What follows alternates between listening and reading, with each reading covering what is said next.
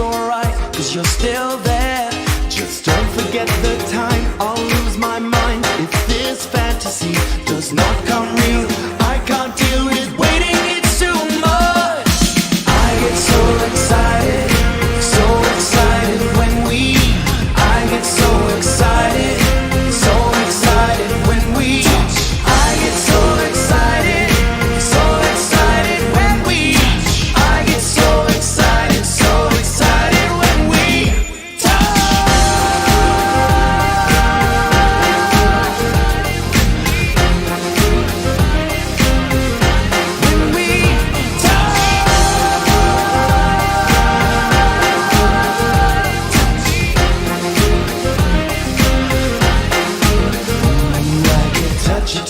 touchy when you're not around, 'cause nobody else has found that way to keep me tongue-tied. I get touchy when you go away, 'cause I can't find another like you. Don't know what to say, 'cause I get so excited when we I get so excited when we I get so excited when we I get so excited when we touch. I get so excited when we touch. I get so excited when we touch.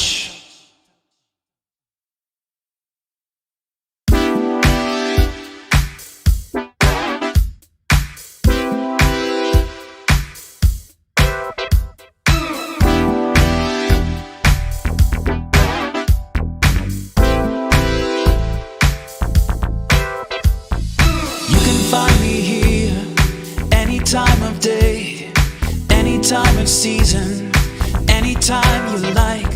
When you need to fall apart or need to stay together, you can be whatever. It's okay, it's alright.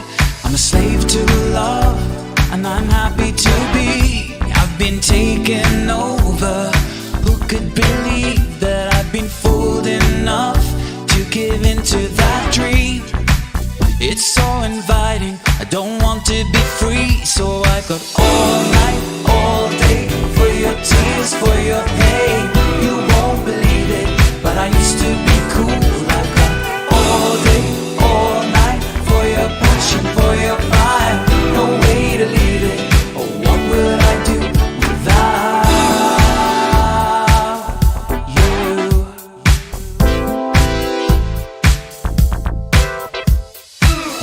Pull me near, I could stay forever, dancing through the seasons, with you side by side.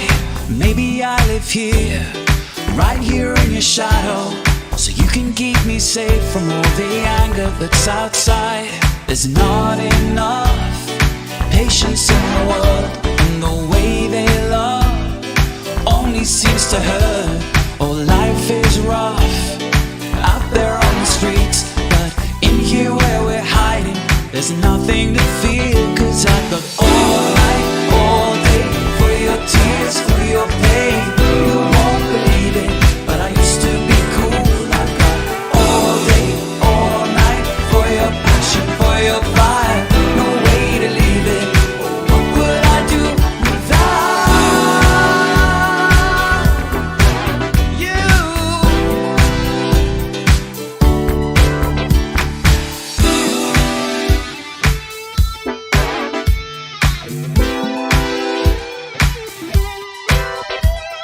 I don't know what you do, I don't know how you do it. You don't know the fire you've started here in my mind. Oh, the world is full of fools, but I guess it's me you're fooling. I'll write your name on everything, 'cause everything is you. And I've got all night, all day, for your tears, for your pain. You won't believe it, but I used to be cool. I've got all day, all night, for your passion, for your fire. No way to leave it, oh what would I do without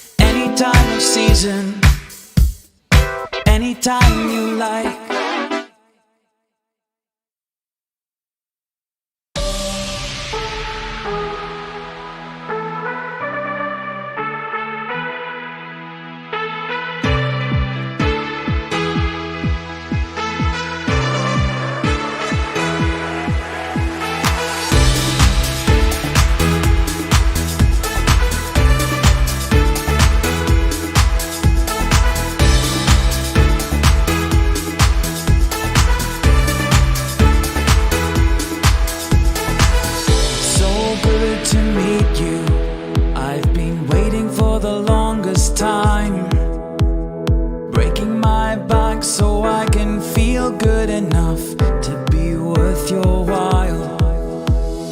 How did I live without you? How did anything feel right? Taking this sad and lonely heart, let it run wild. Now everything is open wide,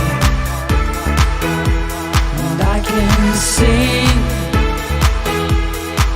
from morning to night. Every word that I say is a celebration of your name, and the love you give to me is a sweet, sweet sensation. Now I feel like I'm making up for lost time. I made it back from feeling not good enough. Now I'm dancing. There's a rhythm in me now that I can't escape, something hidden that I found that's woken up since you came. Every word that I say is a celebration of your name, and the love you give to me is a sweet, sweet sensation. Every tear on my face is a celebration of your name, and the love you give to me is a sweet, sweet sensation. So what do I do now I've got that feeling? Over emotional, out of my mind, out of control, you took over, that's why. Every word that I say is a celebration of your name, and the love you give to me is a sweet, sweet sensation. Every tear on my face is a celebration of your name, and the love you give to me is a sweet, sweet sensation. Every word that I say is a celebration of your name, and the love you give to me is a sweet, sweet sensation.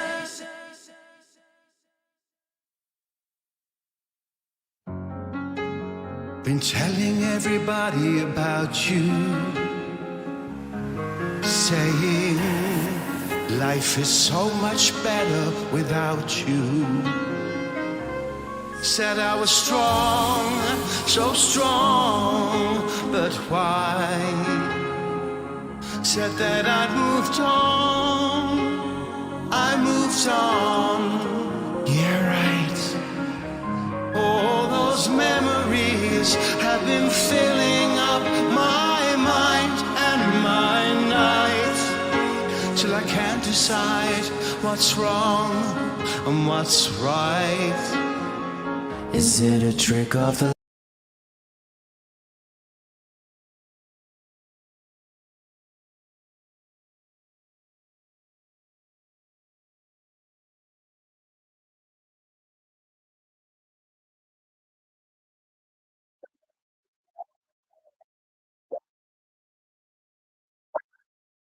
Good afternoon, and welcome to the Division C one International and Tabletop.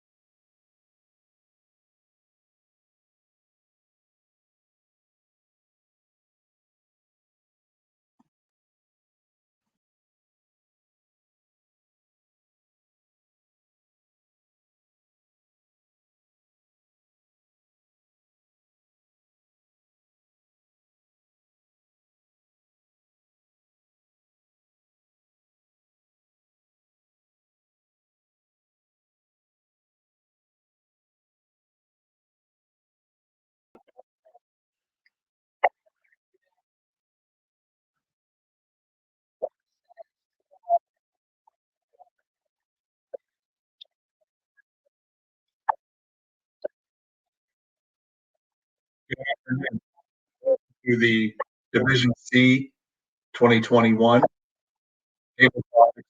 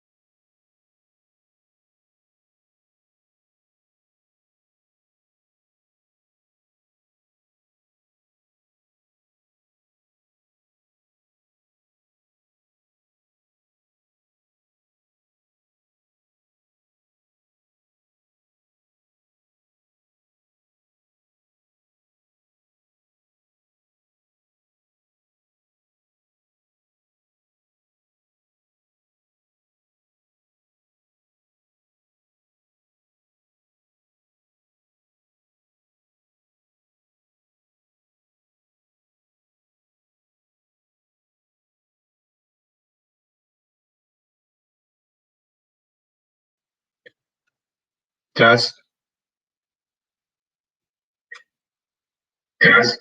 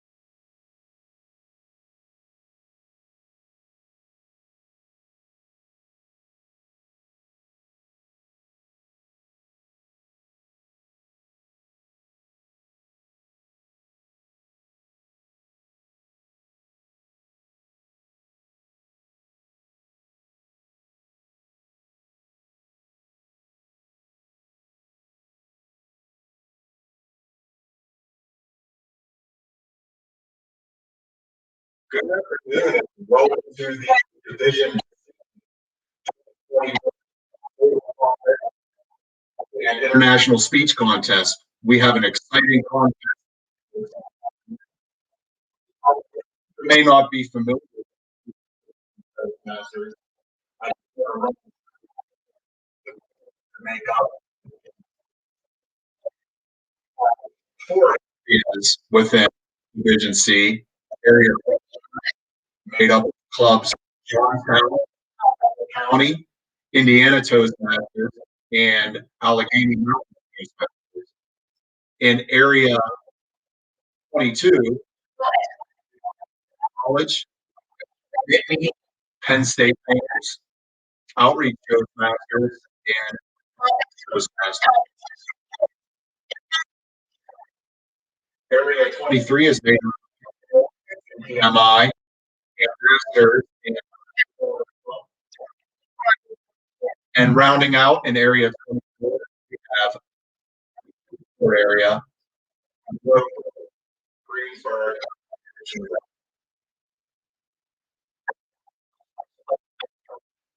As we test getting ready for the contest once they begin.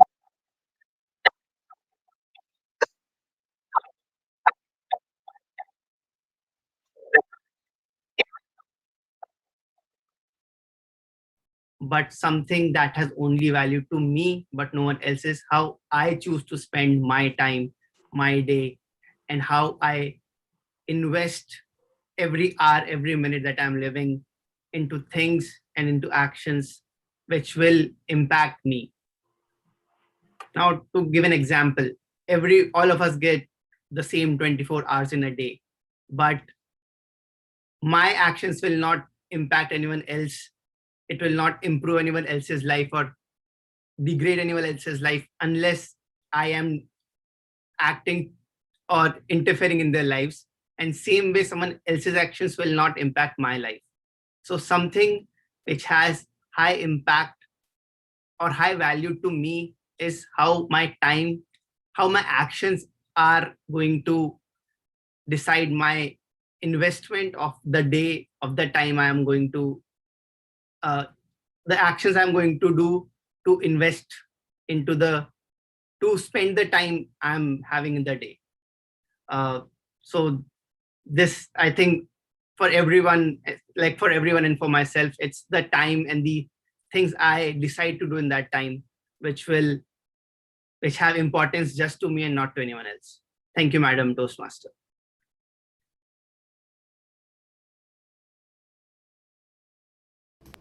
Thank you, Vipin. We will now allow 1 minute of silence for the judges to mark their ballots.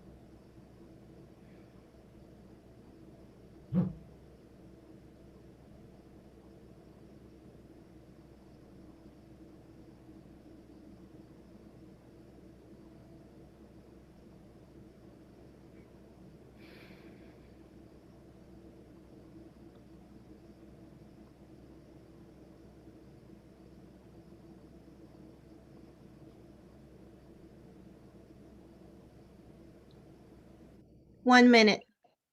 Thank you. Thank you, timer. We will now invite our second Table Topics contestant,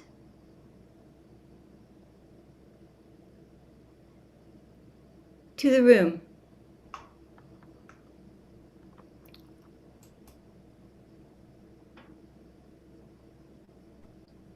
All right.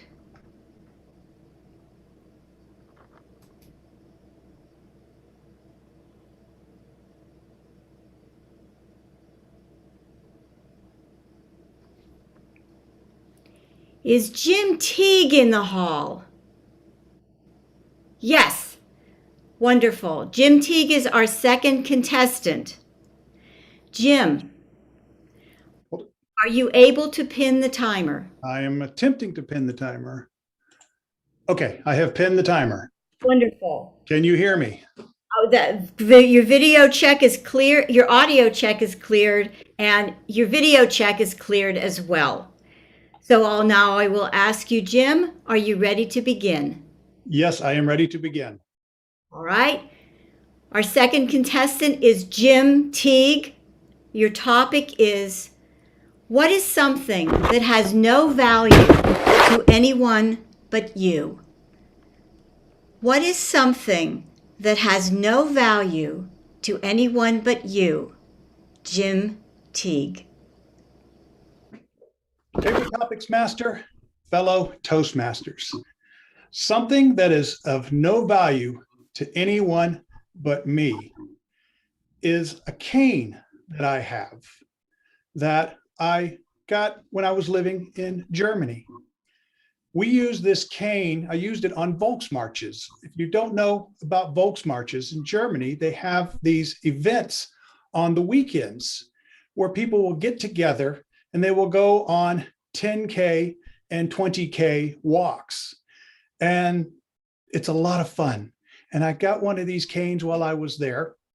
And one of the things that I did was every time that I went on one of these marches, I would get a little metal pin that you would nail into the cane. And so I have a collection of those from all of the different Volksmarches that I went on. And that cane provides me with so many memories, the memories of being with my family out there walking through the woods in the German countryside, and we'd get to the halfway point and we would have beer and bratwurst, and then we would finish the walk. And I cherish those memories to this day because those were some of the best times that I have ever had with my family. So that cane is something that only has a value to me and to nobody else. Toastmaster contest. Yes. Here I am, accepting your thanks. Thank you. And you may stay in the room, and we will now allow 1 minute of silence for the judges to mark their ballots.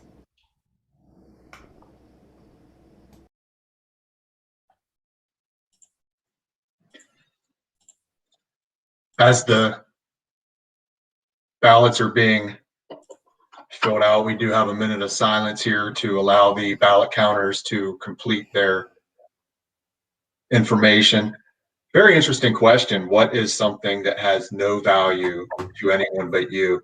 And for those of you out there that may have not seen Table Topics before, these questions can be very difficult and keep you on your feet. And really neat to see how Jim used a great personal example to answer that question, talking about the cane and getting the background, a little bit of history, but also the personal touch of how that cane meant something to him and has a very high value because of the experience he had compared to, myself. The cane probably wouldn't have much value at all because I don't know behind it that Jim told. Looks like our 1 minute is coming to an end here, and we'll be moving on to our next contestant in the contest. Thank you, timer. And Jim, you're going to stay in here for the rest of the Table Topics contest. And we're now awaiting our third contestant, Sandy Chabani.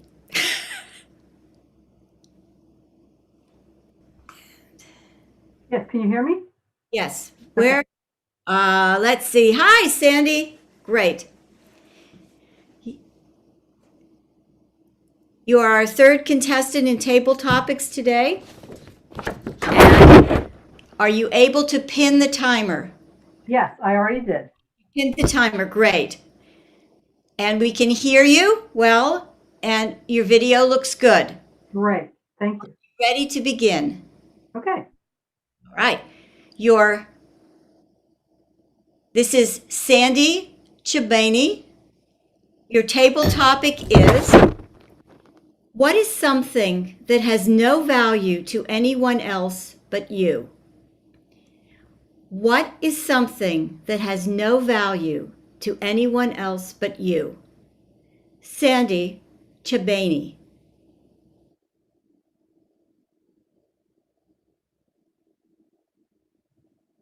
You may begin. Something that has no value to someone else, to no one else but me, probably is this ring that I'm wearing, actually. This ring is one that I ended up buying for my 25th wedding anniversary, which my husband was not present for because he had passed away 3 years before.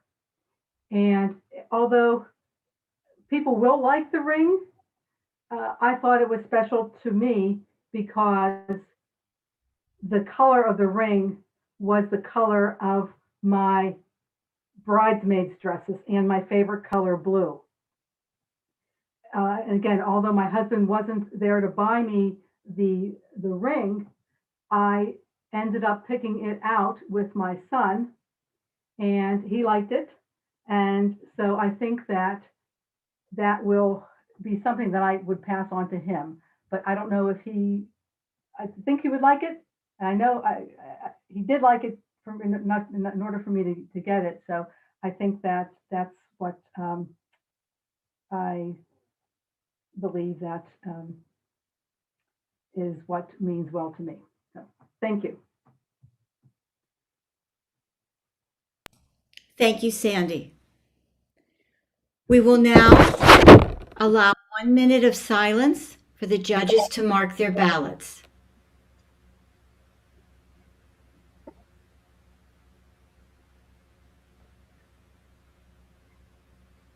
Again, we will have a minute of silence between each of our speakers to allow the judges to complete their ballots. And then we will remain silent at the end of the last speaker to allow the judges to finish their ballots and then also allow the ballot counters. It tells me I'm in the main contestant room. The table topics are, as I was saying earlier, designed to help us with impromptu. Yes, Fran, this is the We give moment of silence. 30-second elevator speeches that we have to give throughout our life.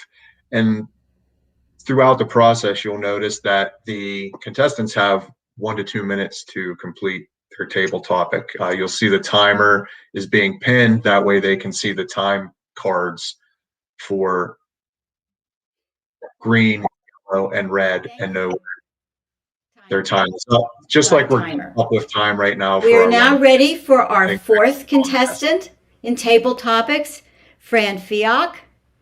And now I'm going to ask you a couple of questions. Fran, are you able to pin the timer?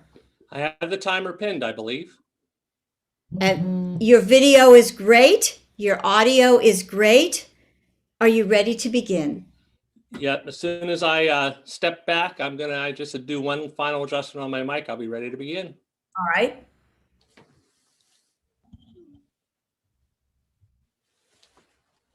All right. Our fourth contestant is Fran Fiok. Your topic is, what is something that has no value to anyone but you? What is something that has no value to anyone but you? Fran Fiok. When I was growing up, one of the relationships I had that was amazing was my grandfather, Howard Stark. Howard Stark was a shoe salesman. Howard Stark was a Boy Scout. Howard Stark spent a very nondescript life, and the one thing that he owned that was most important to him was a gold pocket watch. I remember being a child and that gold pocket watch being shown to me, and I remember my pap telling me the story of how valuable it was. When Pap Stark passed away, his daughter, my mother, said, I think you should have this. And when I opened up the back of that watch, there was a picture of my grandmother when she was a beautiful young child. Of course, as I got older, the watch broke. I went to get it repaired. I took it to a clock repair shop. And the guy looked at it and said, you know, this is like the cheapest pocket watch you can ever have. It's not worth anything. I said, I know, but I want it fixed and I want it to work. When I picked it up, he said, you put more money into it than this thing's worth. I didn't care. I wanted that pocket watch. My second son was named Daniel Howard Fiok. Daniel Howard Fiok, after my grandfather, is 29 right now. He'll be turning 30 and his first child is coming. I just went up to visit them a week ago. And when I went up there, the last thing I did is take my son and said, it's time for you to take this pocket watch that means nothing. Danny knew the whole story. It means everything to me. Madam Contest Chair. Thank you, Fran. Please take a seat in the main hall now while we allow 1 minute of silence for the judges to mark their ballots.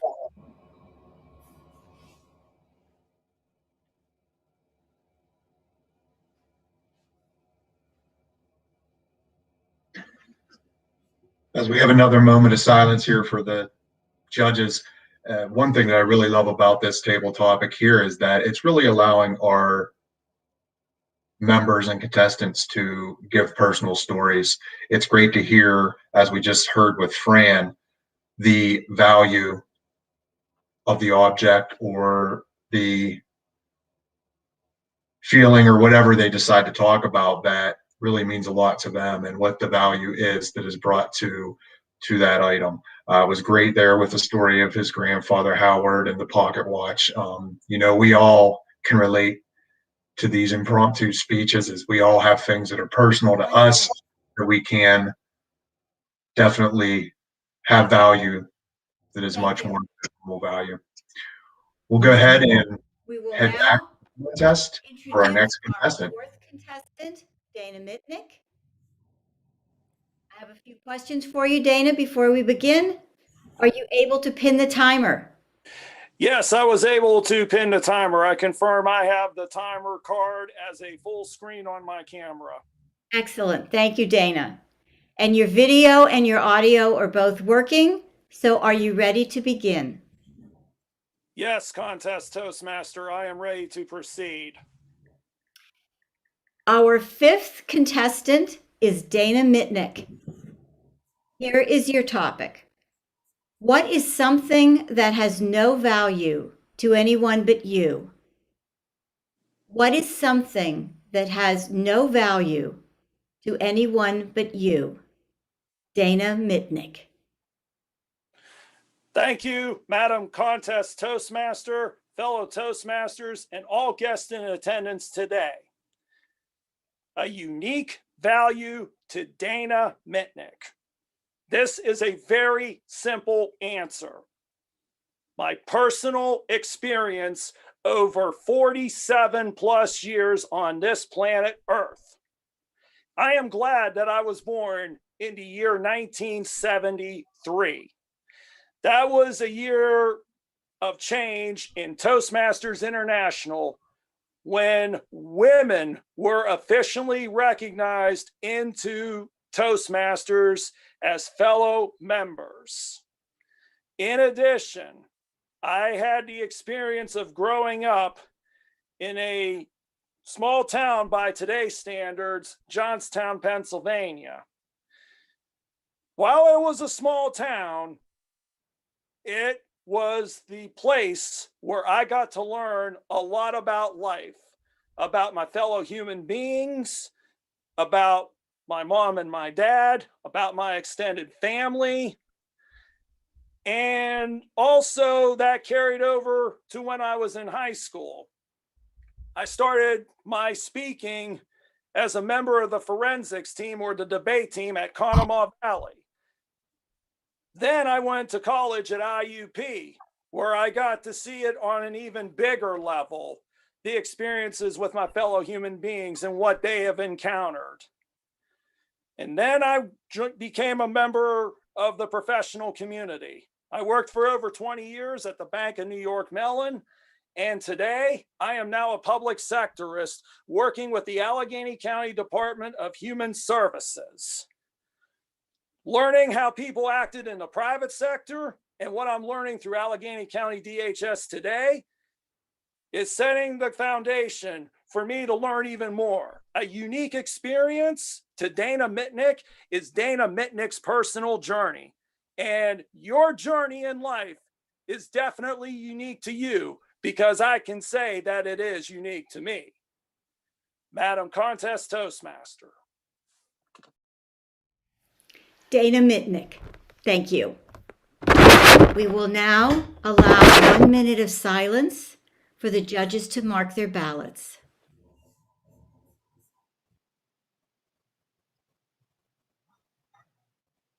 Oh, I see. I Good see. afternoon, everyone.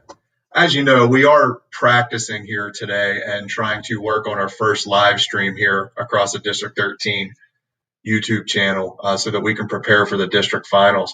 So one thing we wanted to try was to see what happened when we had two people on screen. So I wanted to introduce my friend and Division D Director, Stephanie Scott. Stephanie, say hello to the audience today. Hello, audience today.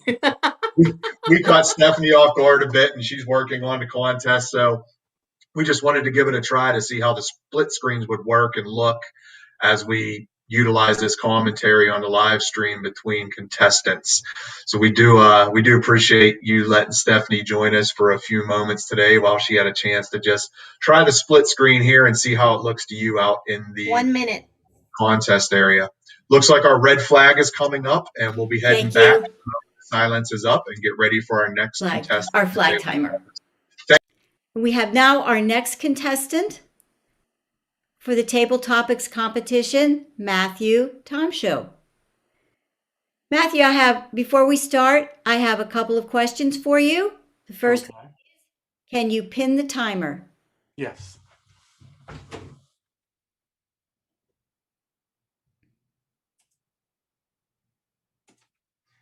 Timer is pinned. Your video and your audio seem fine. Are you ready to begin? I am ready.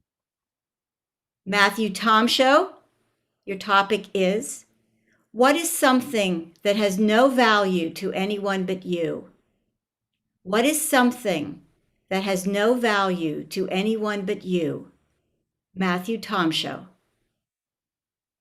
Madam Table Topics Master, fellow Toastmasters, and most welcome guests. What is something that has value only to me? That's an interesting question because I don't collect anything.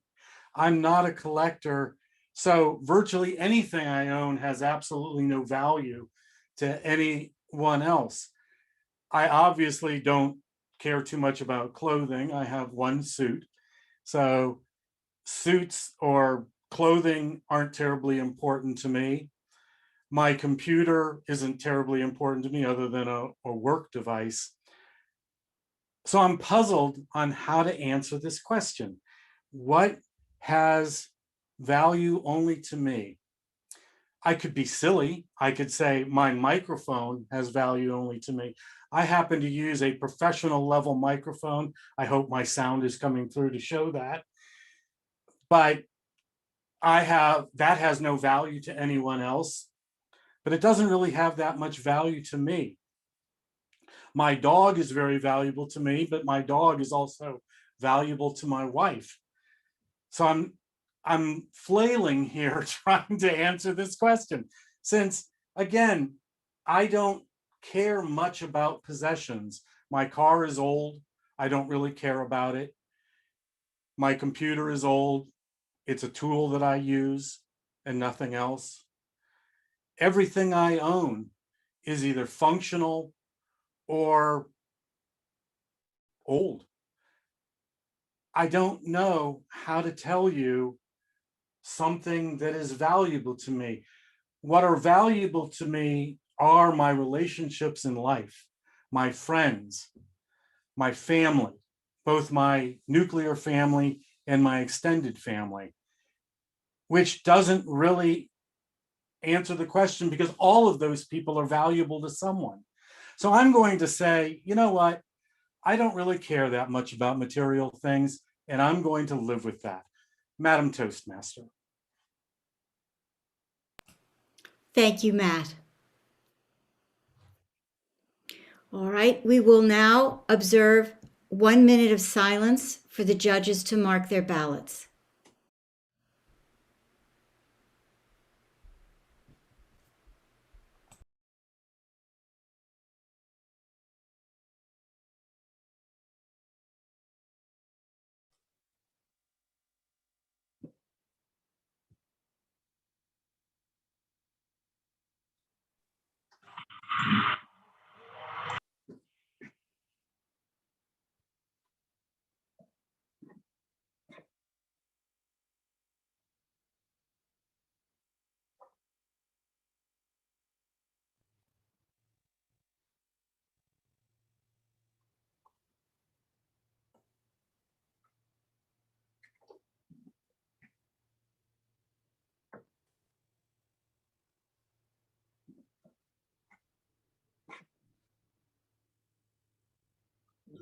One minute. Thank you, Madam Flag Timer.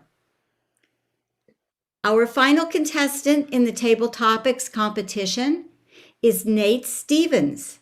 Nate, are you ready for a couple of questions? Yes, I am. Can you hear me all right? Yes. Your audio is good and your video is good. Have you pinned the timer? Yes, I have. Then are you ready to begin? Yeah. All right. Nate Stevens. What is something that has no value to anyone but you? What is something that has no value to anyone but you? Nate Stevens. Oh, thank you so much, Emily, for asking me that. And it's just a miracle that you've asked me that question, because I have here something that is incredibly valuable to me, but might not be to anybody else. And it's none other than Egbert. Here he is. This is Egbert. This is a on-birthday present that I got from my grandmother. When my sister turned 10 years old, she had this wonderful birthday party, and my grandmother wanted me to get a gift as well. And she gave me little Egbert here. And that was many, many years ago. And I have had Egbert ever since then. And he's actually a huge fan of all of my speeches. He's actually helping me out and encouraging me. And as you can see, he's actually dressed up in a little robe because he is quite the character. Oh, yes, I am. And Egbert has quite the personality as well. And I say that he has no value because I've actually seen similar ones like this, Casper's on eBay, and they only go for something like for $5. And I can't imagine that, $5. I couldn't bear to not have him in my life because he's been such an integral part of my life. He's seen me turn from a 7-year-old to a 17-year-old to a 27-year-old. And oh my gosh, oh, let's not talk about my age now, but he's actually been with me all of those years. And he's seen me grow up. And I've seen him and his changes as well, how his head is a little bit grayer and how his mouth has changed, and how every now and then I look and it looks like there's a little bit of stuffing coming out. But I think back to when I was 7 years old getting that present and how happy I was. And to this day, when he sits up on a shelf and he still smiles at me. And that is the most valuable thing that I have in my life. Emily? Nate, thank you very much. This is the end of our table topics contest. And now there will be more than a moment of silence so that our judges can mark their ballots.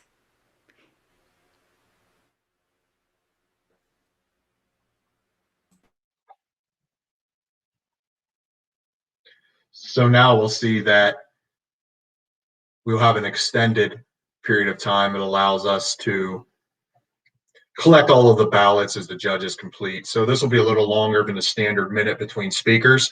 This will allow all of the ballots to be counted to get them over, or this will be allow all the ballots to get collected, get over to the ballot counters from the judges.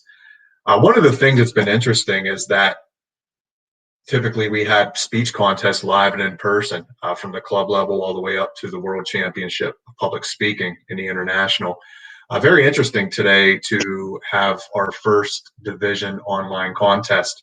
It was neat to see, as you do with all table topics contests, the variety of answers and creativity from all of our speakers, whether it was the cane or the ring, a grandfather, or even Egbert that came out impromptu at the last answer from Nate. Very interesting that Nate was able to pull out a prop and Matt was able to reference his microphone, even though he didn't have a specific item that he cherished or would be, valuable to him. He used a plethora of different things, and was really neat that he engaged the audience without having an audience in front of him like we do in person, by referencing the microphone and asking how that may be able to allow him to be heard across the platform. Wonderful job by all of our speakers today and all of our contest officials as we go through the table topics portion. As we're doing this, we will have an extended period of time. I did want to share some things that are occurring across the district. Today is the first of 4 division speech contests. All of the contests will be held over this weekend and next. So you obviously have today's Division C contest taking place. Tomorrow we will have our Division A contest at the same time, 1 p.m. Remember to turn your clocks ahead. We do spring ahead, and make sure that you show up for the contest on time. Next weekend on the 20th and 21st, we will have our Division D, and then closing on Sunday with our Division B contest. You won't want to miss on March 29th. We have a great event going across District 13. This will be happening at our Newcastle's First Club, and this will be a tribute to longtime District 13 members and leaders, Cal and Ruth Ray. You can find details on that on the District 13 calendar, as well as our Facebook page. It is time to renew your dues. Dues are due by March 31st to stay in good standing. Make sure that both yourself and your club are in good standing, especially now during contest season. Very important to stay eligible.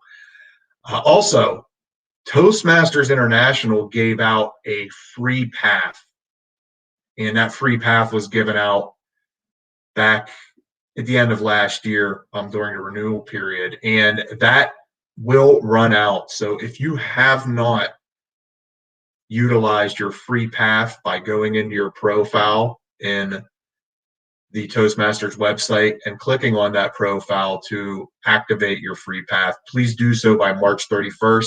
That is the last day to renew that path. And we do want to make sure that you take advantage of that great free path from Toastmasters. It's a wonderful gift from them during these times. So please make sure that you not only get your free path, but remind your colleagues and fellow club members to do so as well. We also have, starting in April, we'll want to start checking our dashboards and seeing where our club stands as we kind of look at our goal plans and see where we're heading towards our distinguished club goals. This is always a good time as member renewals are visible in April to start looking at all of the goals that we set. I wish all the clubs in the district great luck as we go down the home stretch here to achieve our goals. And if you need any assistance, please reach out to your area and division directors, as well as the district leadership team. We're here to assist and help you achieve those goals that you put together on your club success plan way back in July of 2020. Coming up, very excited that we will be having our District 13 Spring Conference, which will be taking place on the weekend of April 9th and 10th. The weekend will kick off on Friday night at 6:30 with our district council meeting. That meeting is for all district council members, and we will be working on the 2021-2022 district officer elections as part of that meeting. Then the excitement will continue on Saturday morning at 8:30 a.m. Doors will open for the virtual spring conference. We have a awesome day planned. It will begin with our parade of banners, a longtime tradition here in District 13. We look forward to having all of our clubs submit their banners.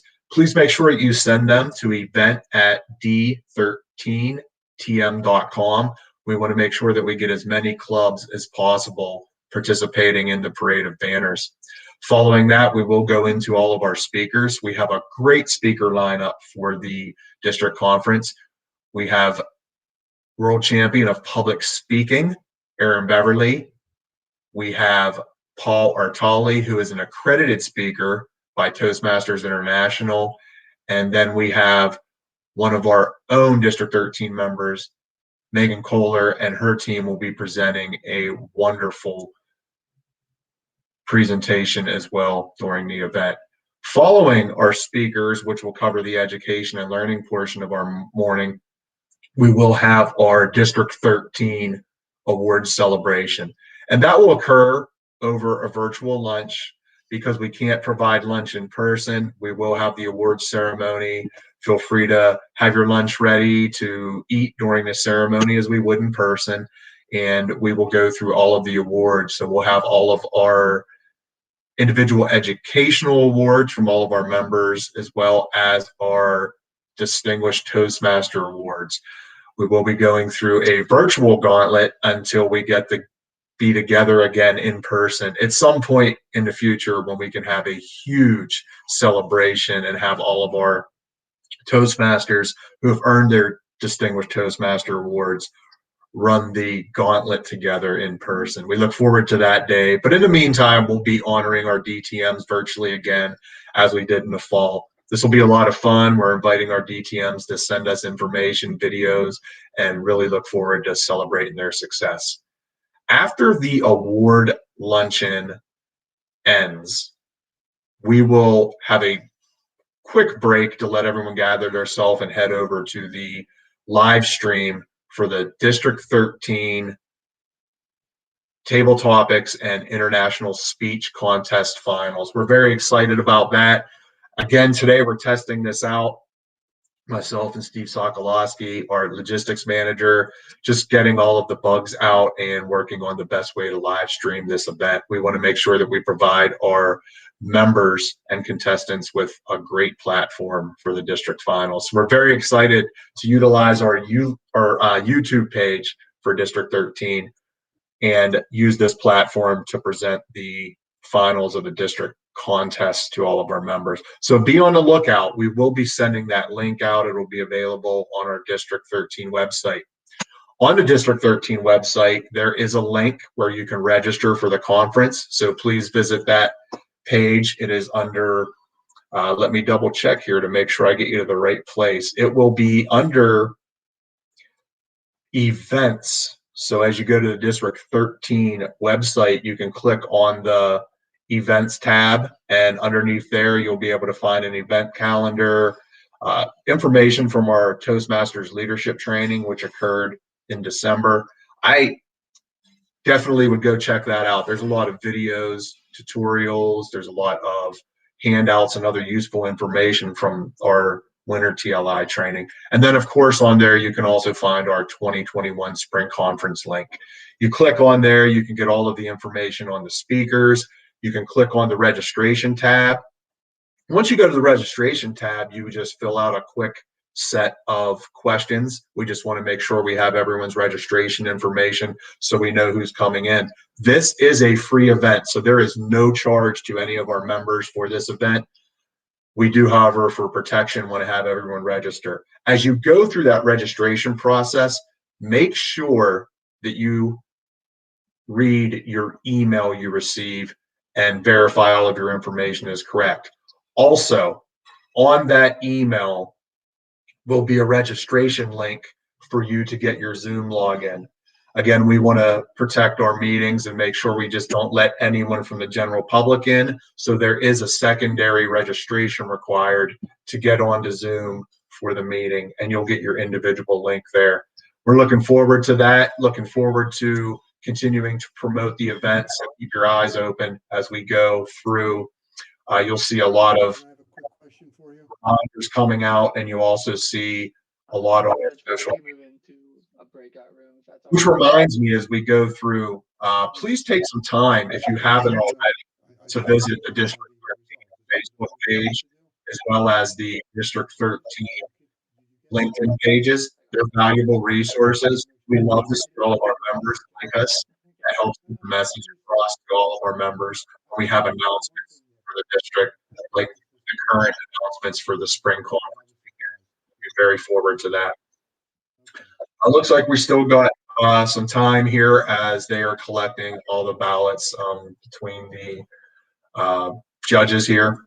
I will go over a few more announcements as we have time. And the next reminder that I wanted to remind all of our members and club officers is that starting in May, we will want to make sure that we have our club elections. So now start putting together the members that are interested in running for club officer roles. Prepare and have that list ready. Start to prepare for your club elections. You should have your club elections by the first meeting in May. That allows us to have all of our officer lists completed so that we can begin to prepare for our next big event, which will be our summer TLI training taking place in June. And more details will be following for that event. We have been following the current things going on in the world, and it is looking like that event is going to be held online as well, just due to the current COVID-19 situation. So keep your eyes and ears open for those dates as we solidify them, as we monitor the current state of having meetings in person versus online. Those are a few of the announcements I have. I'll go over some more later when we have a break between the two topics. Between the two contests, table topics and international. Looks like we have a few more minutes while they are taking some time to collect the ballots. I am going to go ahead and sit back here for a minute, and we will allow you guys to go ahead and relax as meet some of our contestants and then move on to the international contest.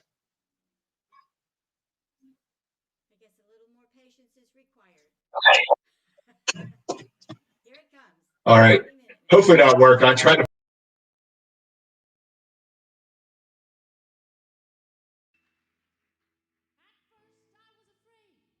About you,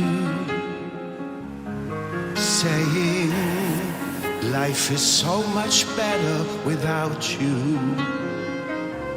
Said I was strong, so strong, but why?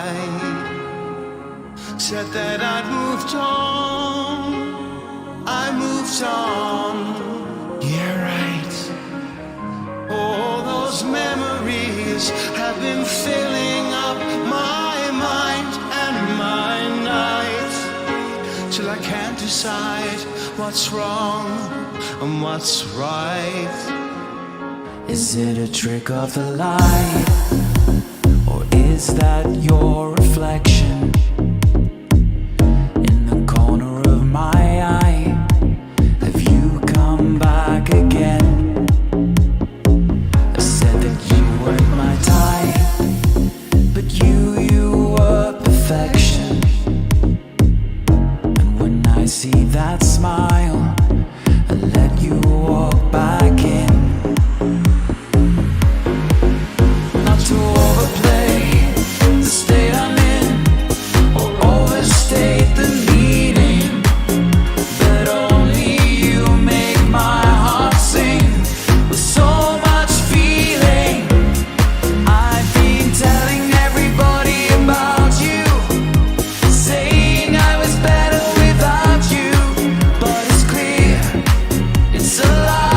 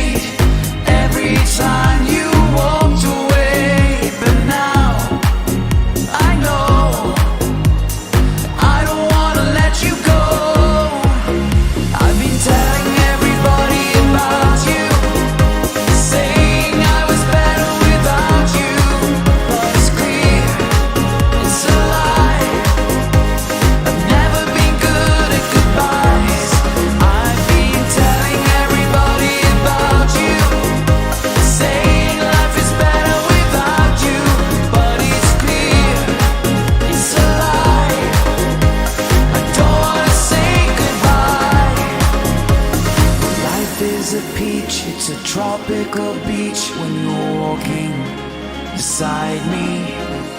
Well, life is a fairground, you bring my head down, and I can't wait to ride, ride, ride. I never want to come back down.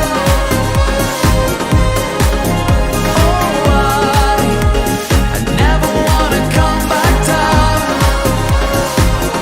I've been telling everybody about you, saying I was better without you, but it's clear, it's a lie.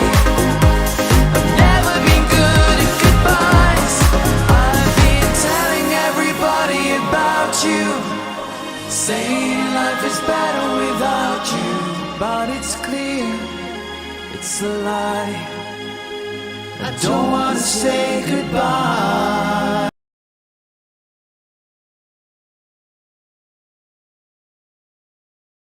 About you, Vipin. First of all, what club are you representing today and how long have you been in Toastmasters? I'm representing Club State College 1219. I joined it last July, so it's around 8-9 months. Wonderful for such a short time. Thank you. And why did you join Toastmasters? I knew about Toastmasters for quite a while, but I think this pandemic made it easy to join it from the comfort of my house. So it also gave me some extra time because I was not traveling for my job and my evenings were relatively free. So it gave me the perfect opportunity to know more about Toastmasters, and that's what made me join it. And I'm glad that I did it because it has been helping me with public speaking, thinking on the fly, like this table topics contest itself. So these were the few reasons that I joined the club. Thank you. And now you have a wonderful profile, and I have a question for you from your profile. I see that you are very interested in photographing nature.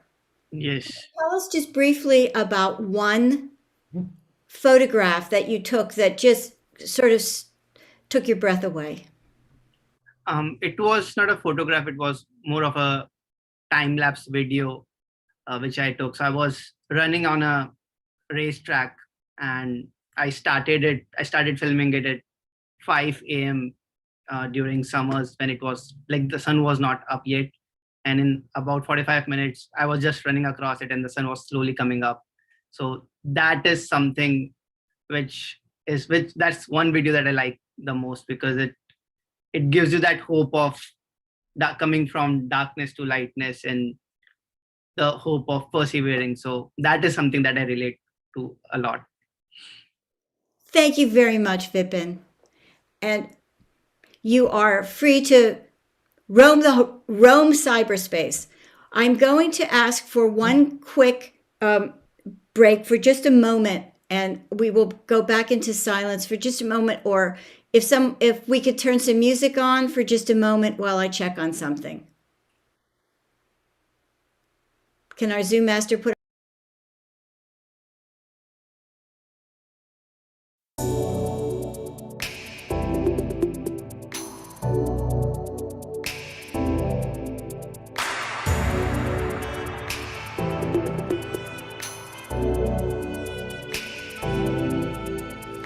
I can feel you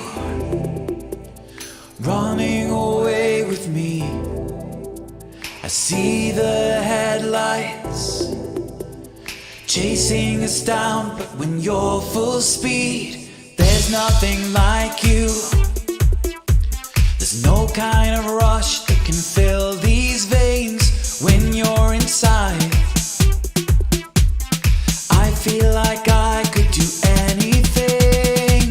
Break the rules, play with fire, make a move and cross these lines. I'm not cool, I can't deny that I love what you do to me time after time. Oh, how do I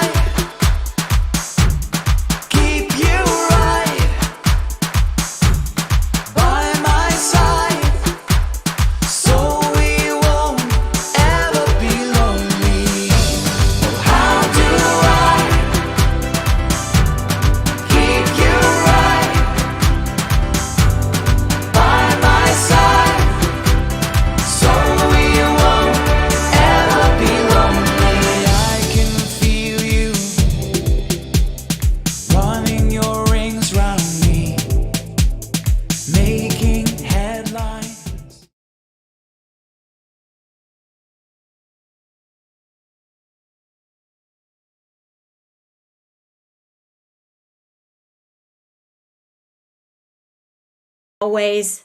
What club are you representing today, and how long have you been in Toastmasters? I am proud to represent the Great Greensburg Club, and I have been in Toastmasters for 3 years. Wow, so not short time. Yes. For great proficiency. Thank you. And why did you join Toastmasters, Jim? Interesting story behind that. Emily, may I ask a quick question? Yes. Is Jim also in the international speech contest? Yes, I was doing, yes. Should I not do those interviews? The interview should not be happening now. Sorry. Okay.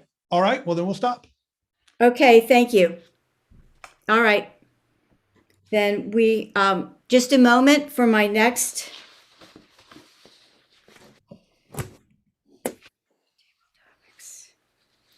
All right, let's bring up.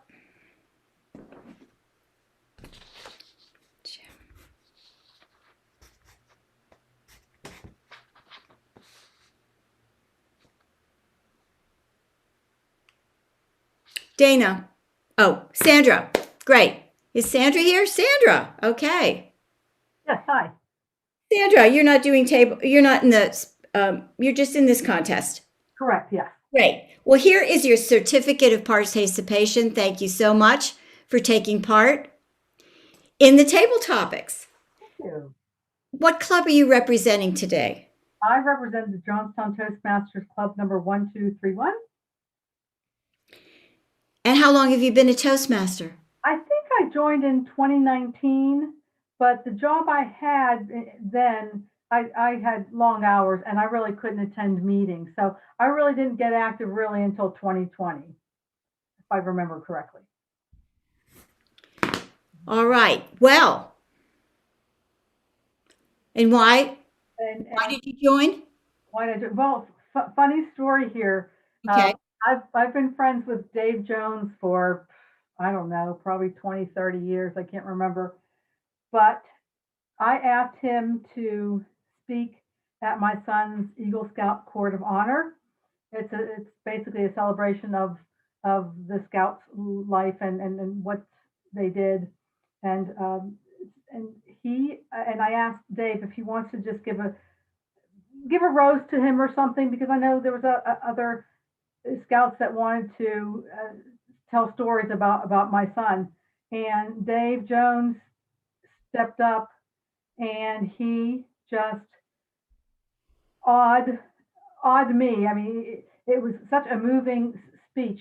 My husband had passed away and he brought my husband into the conversation, you know, seeing his son become an Eagle Scout, and everyone was in tears. And I said, if I can do that for someone, I want to do that.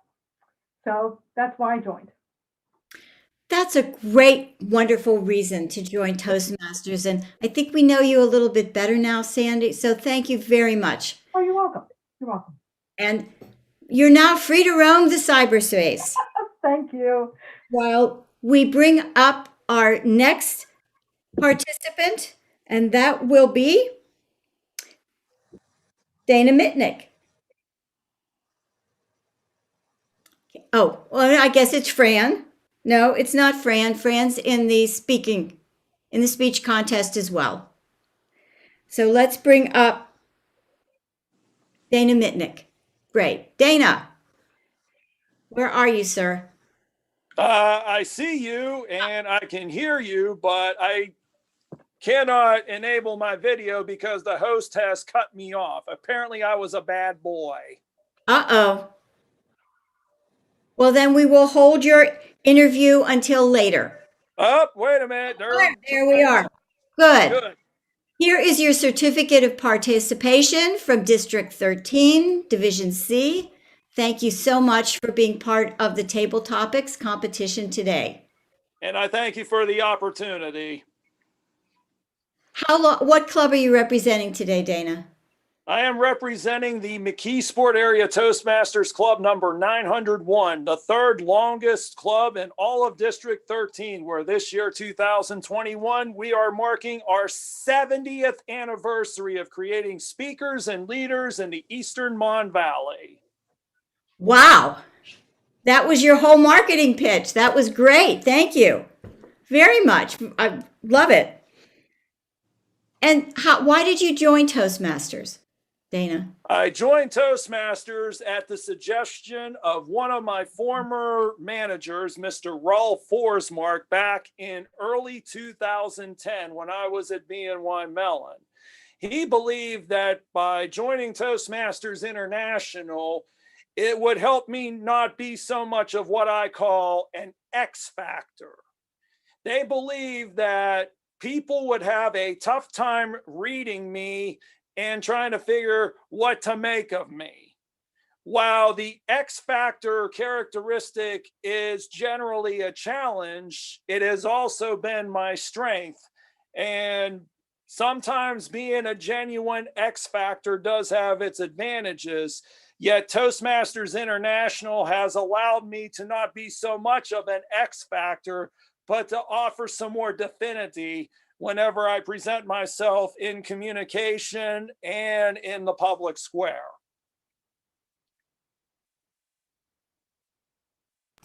A very thorough answer. Thank you. I'm going to ask you one more short question because I see that you're interested in a variety of things from investments to motorcycles. If you have football and antiques, especially antique autos. So if you could choose one of those, what would it be? Out of all those interests, it would have to be the antique automobile hobby. I have been a member of that hobby for, let's see now, wow, about 40 years. When I was 7 years old, I first got started in the hobby. It's a hobby that my father and I shared very much. My father was into antique automobiles. My grandfather was into antique automobiles. And now I carry on that tradition, being the owner of a 1986 Chrysler LeBaron convertible, which I'm hoping to bring out of hibernation soon and get to enjoy the sunshine. After that, though, I'm going to share a secret. My wife better not know about this. Eventually, I'm looking to add a 1964 Studebaker GT Hawk two-door to the fleet, but I have to save a lot of money first because they are valuable. To give you an idea, it's basically an inspiration of the Mercedes-Benz cars of that era with a European flair. In fact, if it wasn't for Studebaker, you would not have Mercedes-Benz in America because they were the ones that introduced Mercedes-Benz to the United States on or around 1956. So when you see a Mercedes, you can thank the Studebaker Corporation for that. Thank you, Dana. Wow. That's a lot to chew on. Thank you very much. All right, now I believe we are going to take a break. So if the flag timer will put the 5-minute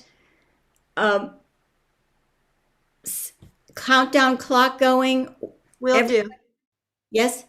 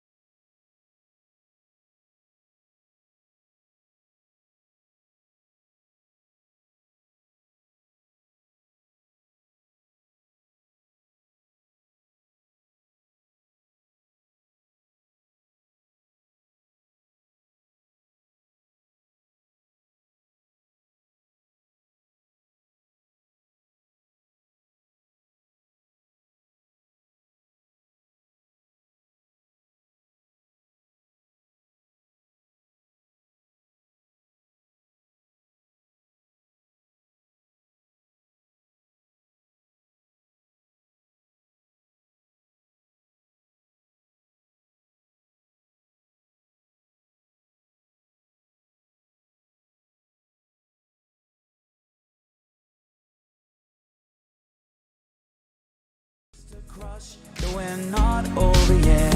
Well, come see about me, I won't lose my mind. Just promise me when you're here, you'll bring that fire. I'm not gonna write you a love song, I'm not gonna tell you why you need to give me your heart. I don't want it, I do like to see you, do like to be one of your guys, but I'd love to leave you, so all we share is good time.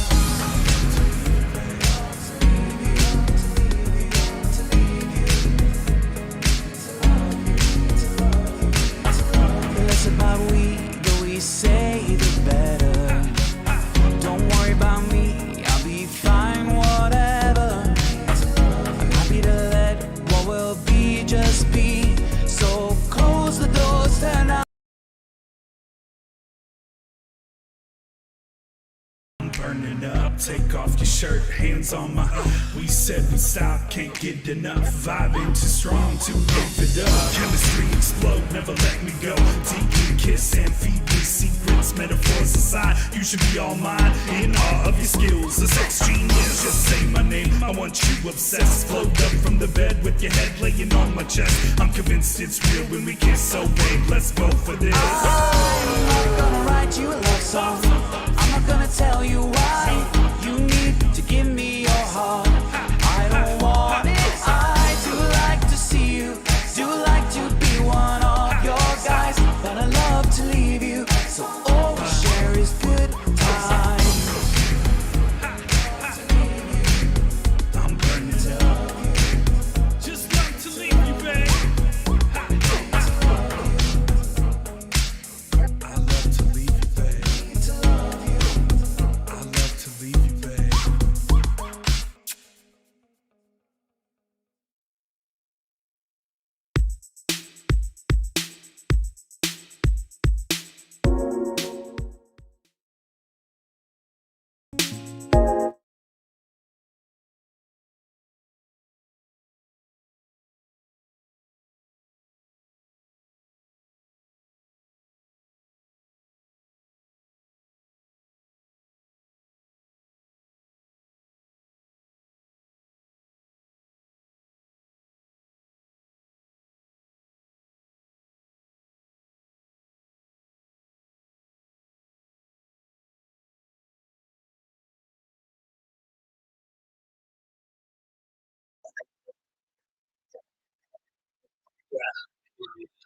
Okay, we we're back here now. A little technical difficulty on my end with being on mute. I apologize. Seems to be the catchphrase of 2020, 2021 is you're on mute. The Table Topics contest has come to an end. I hope everyone enjoyed the contest. We're going to get ready to move into our international speech contest.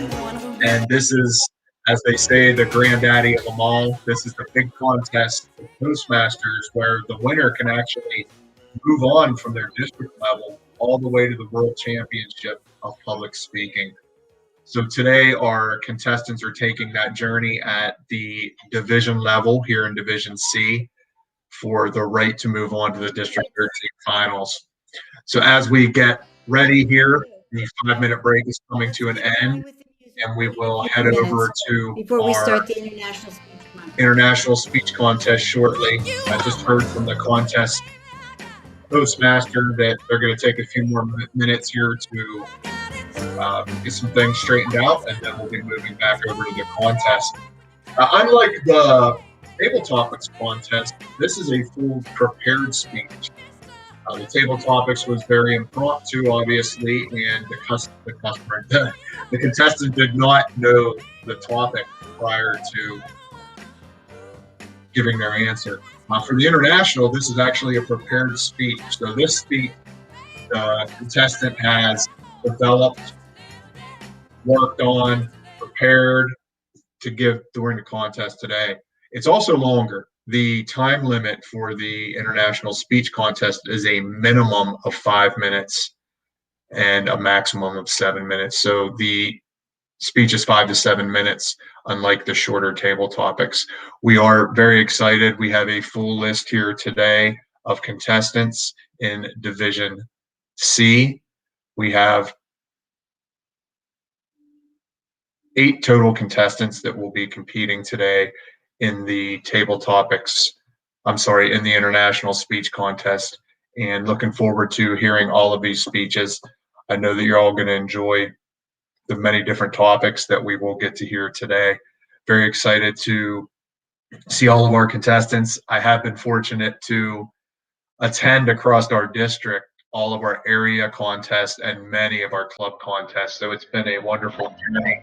Started way back at the beginning of November, and just really pleased and amazed by the talent that we have across District 13.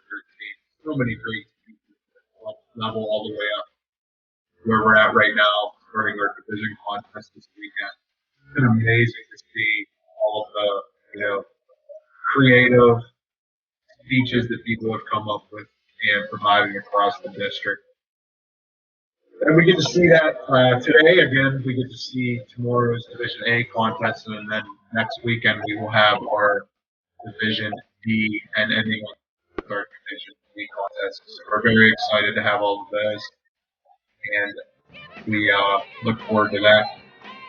Well, hey, Stephanie is back. How are you doing, Stephanie?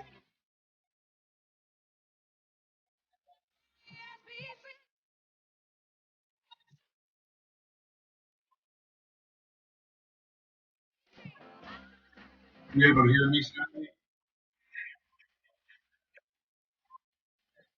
Working out some of our glitches. That's why we practice. We're going to get to be experts at this by the time we get to the district finals. So we're very excited for that.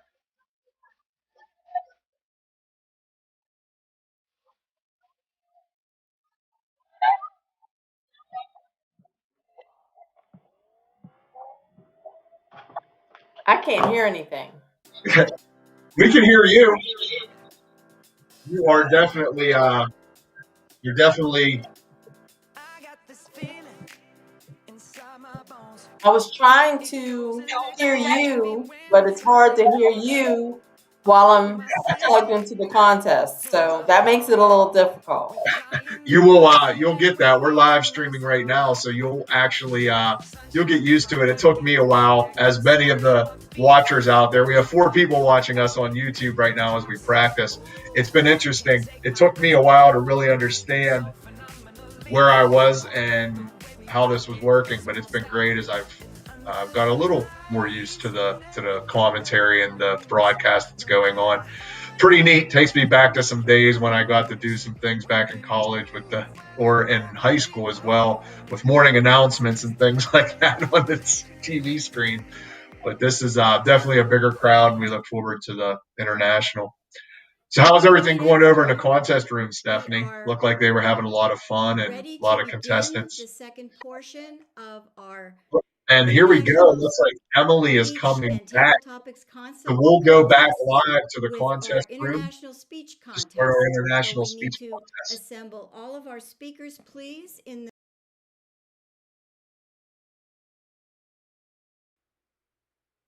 and yes. Looking for Shonda. Is Shonda here? Fran. I'm here. Okay, Matt, Jim, okay, Sandra, are we ready to begin? All right, great. So let me do a few announcements first. Welcome back, everyone, to the second part of the International Speech and Table Topics Contest of Division C, District 13. We're now ready to start the speech contest. And I'm going to ask for our first contestant, Shonda Kelch. All right. But first, I want to know if our chief judge, I can't see everybody. So Chief Judge, are you here? I am here. All right. And we have the winners for the table topics, but we are waiting till the speech contest is at an end, and we're doing the awards all at one time today. And have your contest officials been briefed, Chief Judge? My contest officials have all been briefed. Great. We are ready with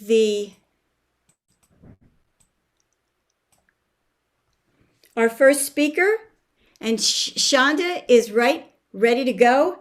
So Shonda, let me ask you if you are able to pin the timer. Yes. All right.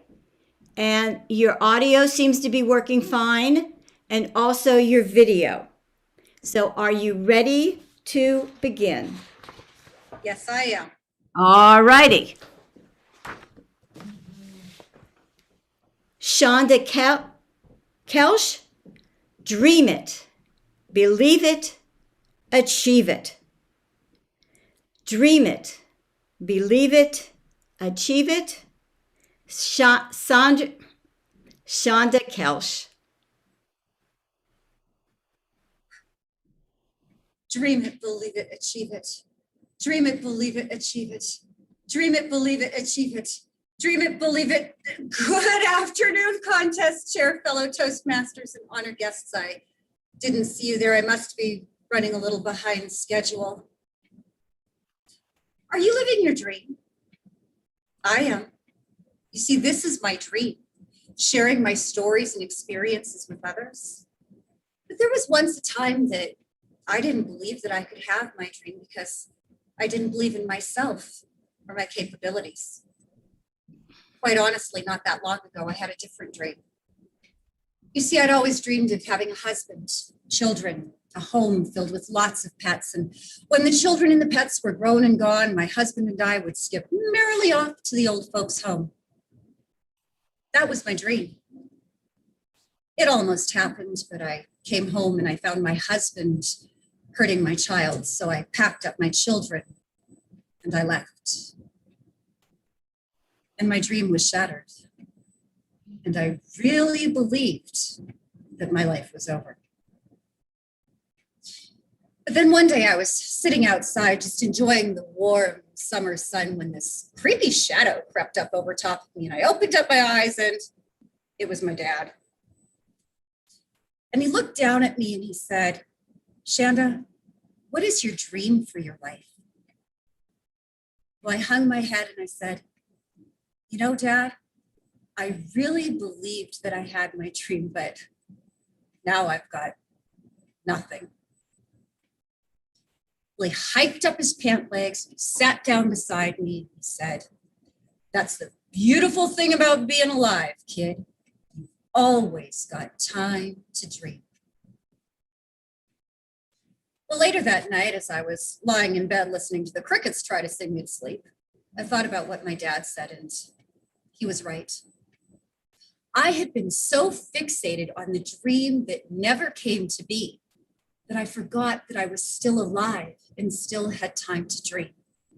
And what I wanted was this, to be here, sharing my stories and experiences, inspiring people to keep going on. But because of my marital past, I lost my confidence. I lost my self-esteem. Quite honestly, I lost myself. And when that happens, in comes fear. So the next morning I got up and I went over to my dad's place. And as I was standing in his kitchen having a cup of coffee, I said to him, you know, Dad, I think I know what I want to do with my life. I want to be a public speaker, but I'm afraid. Well, afraid of what? I'm afraid of using my voice. I'm afraid of sharing my story. I'm afraid of being judged on my past. He smiled at me gently and he said, facing your fear while you're chasing your dream is hard. I know, I've done it. But whenever I'm afraid, I think of something that my father said to me. If you believe in your dream and you believe in yourself, you can achieve anything. Dream it, believe it, achieve it. So I went home, and later that day I was scrolling through Facebook, and I came across this meme about famous people that had struggled before they made their dreams come true. Maybe you've heard of some of them. Thomas Edison took him 10,000 tries before he developed the first commercially viable light bulb. Stephen King, he was rejected 30 times before Doubleday picked him up. But the one that stood out to me was J.K. Rowling because she was a single parent. And it took her 7 years to write Harry Potter and the Sorcerer's Stone. Then she was rejected by all 12 major publishing companies. Well, I stood there staring at this meme and I thought to myself, each one of them had struggled so many times, but because they believed in themselves and they believed in their dreams, they made their dreams come true. And that's when I realized that my dad was right. I really could have my dream. If I believed in my dream and I believed in myself, I could achieve anything. Dream it, believe it, achieve it. Dream it, believe it, achieve it. So while I had this mantra running through my mind, I took my first step toward making my dream come true by joining Toastmasters. And I was terrified. I was terrified of getting up in a room full of strangers and speaking. I was terrified of being evaluated. I was terrified of being judged. But most of all, I was terrified of being called on for table topics. But each time I got up there, I faced my fear. And whenever I would feel those little seeds of fear creeping up inside of me, I would think about what my dad had said. Dream it, believe it, achieve it. Dream it, believe it, achieve it. Dream it, believe it, achieve it. Dream it, believe it, achieve it. And that's when my confidence started coming back. That's when my self-esteem started building. And I started to put one foot in front of the other to make my dream come true. Now, I'm not going to stand up here and tell you that I didn't struggle because I struggled. But each time I faced one of those struggles, I thought about what my dad had said. Dream it, believe it, achieve it. Say it with me. Dream it, believe it, achieve it. Dream it, believe it, achieve it. Dream it, believe it, achieve it. And that's how I made my dream come true. And I've got a secret. So can you. Are you living your dream? Dream it, believe it, achieve it. Contest chair. Thank you, Shonda. Thank you. We will now have a minute of silence so that the judges can mark their ballots.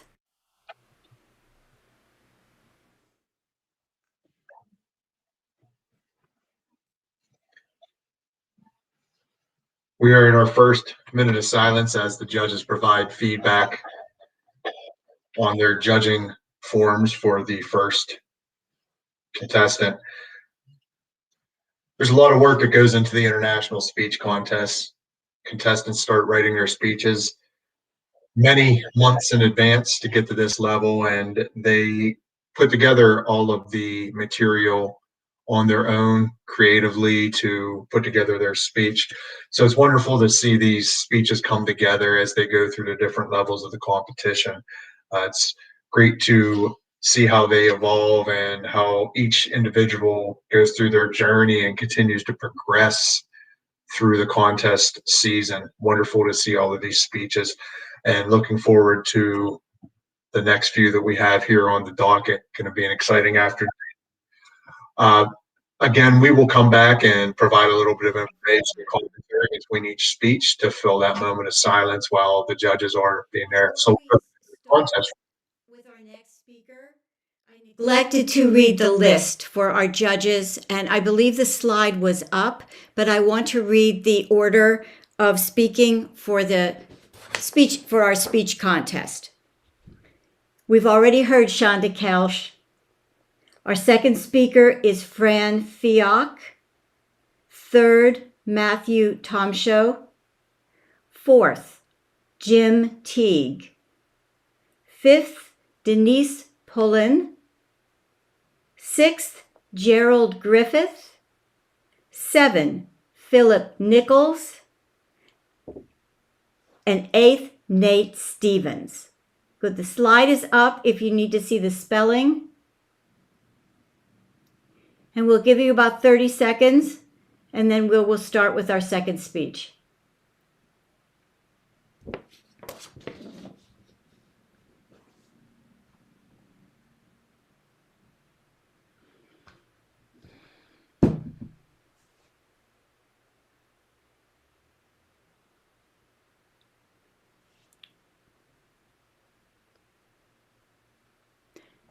All right. Our next speaker, our second speaker, is Fran Fiak.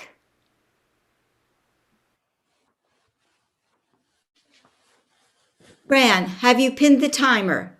Yes, I have. And your video looks good. Your audio sounds great. Are you ready to begin? I am ready to begin. All right then. Fran Fiak, a public service announcement. A public service announcement. Fran Fiak. The following is a public service announcement. If you are a person who is always on time, living or working with a person who is routinely late, you may be putting lives in danger. Madam Contest Chair, fellow Toastmasters, invited guests, how do I know this is true? Because I am that person who is always late. No, always early. I have being on time anxiety. Throughout my life, I took pride in the fact that I was rarely ever late for anything. I had this obsession with being on time, and I always thought that that was a thing to be proud of and a great thing in my life. Until a cold, snowy Saturday morning several weekends ago. My wife and I were getting organized. We had to get our dog to a vet appointment. A little before 10 a.m., I said to her, you know the appointment is for 10:20, correct? And from the kitchen, she hollered, go out and start up the car. I'm right behind you. By 10 a.m., I was in the car with the dog, with the engine running, waiting for both heat and for my wife. At exactly 9 minutes past 10 a.m., my being on time anxiety kicked in. My head exploded with hundreds of random thoughts. Where is she? We're going to be late. We only have 11 minutes. The car is so warm right now. I can smell the dog. What is she doing in there? Is she painting the living room again? Or balancing her checkbook? She said she would be right behind me. It's going on a half hour. Now, my wife does not have being on time anxiety. In fact, being a few minutes late has never been a problem with her for the entire time that I've known her. Now, when we were dating, we thought our punctuality differences were kind of cute. That was 20 years ago. It is no longer cute, and sometimes it results in a terrible argument. But there'd be no argument for me today. We didn't have time. We were running late. Tolstoy once said that early people are all the same, but late people come in many varieties. A recent article in Time magazine agreed with Tolstoy. They listed 14 types of people that are late. Among them, the denier. This is the late person who shows up late, gives a grand hello to everybody, maybe even a couple of hugs, and then proceeds to act as if nothing's wrong. Then the false promiser. That's the person who uses catchphrases all the time. I'm right behind you. I'm on my way. And the famous, I'll be just another minute. I can assure you from my experience, there are more than 14 types of late people. And on this Saturday, when my wife hopped in the car at 10 minutes after 10, I could add another one. As her door shut, I slammed the car into drive and we took off for the 10:20 appointment. At 10:19, I turned the wheel hard, slammed the brakes, and slid the car perfectly into an open parking space at the vet office. As the gravel from my brilliantly executed parking maneuver was returning back to the Earth's atmosphere, my wife looked at me and smiled and said, see, we're right on time. We even have a whole minute left. Well, she didn't see that I still had a death grip on the steering wheel. She didn't notice that my teeth were still clenched. and then I was hyperventilating. She made not one comment about the speeding, running through 3 stop signs, well, rolling stops, the 2 right turns on red I made without stopping and using that turn signal thingy. It just takes too much time. She didn't even mention that when I pulled into the parking lot that I cut off a snowplow to get into position. She was oblivious to the fact that for the last 9 minutes, I had put everyone's life in risk just to arrive at that appointment 1 minute early. Psychologists will tell us that the punctual and not so punctual people have an internal problem with time that they really cannot control. Both groups believe they are masters at multitasking. Neither group's very good at multitasking. They will say that both groups have a genuine perception problem with time. For the punctual group, 1 minute of time is perceived as only being 58 seconds. Me?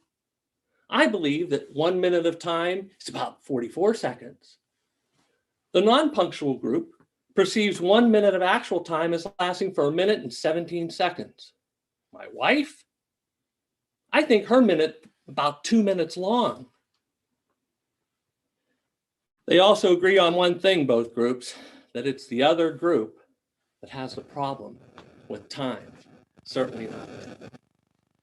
So on this cold Saturday, as I'm sitting in a parking lot and my wife is saying, see, we're right on time with a minute to spare, 2 undeniable truths slapped me in the face. First, my obsession with being on time may not be a good thing, and sometimes it might be downright a dangerous thing to have happen. Second, I realize that every time I take risks to arrive on time for any event that involves my wife where we have to be on time, I reinforce her belief that whatever she is doing before we go on a trip does not make us late. Oh my internal 44-second clock is telling me that my time allotted for this speech is rapidly coming to an end. All I can offer those of you suffering with being on time anxiety like I have, and I guess those of you living with somebody who has being on time anxiety, is my public service announcement. It's quite simple. Friends, don't let punctual friends drive late. Madam Contest Chair. Thank you, Fran. We will now have a minute of silence so the judges can mark their ballots.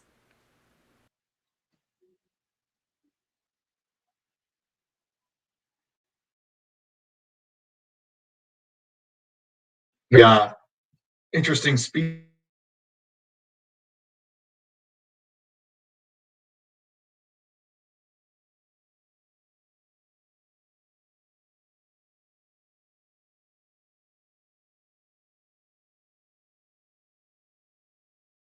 And the international speech, it gives us an opportunity to give a speech between 5 and 7 minutes. Now, the individual must make sure that they meet the 4.5 minute minimum and not go over the 7 minute and 30-second maximum. That's where you'll see the green, yellow, and red cards that come into play. The speaker is asked to pin the timer so that they can on track. And then you see the red cord comes up in between. We'll head back to the contest.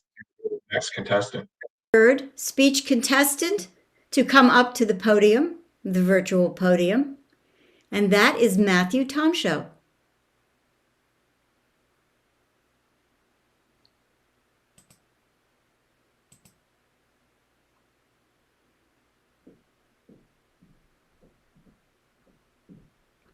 Where is Matthew?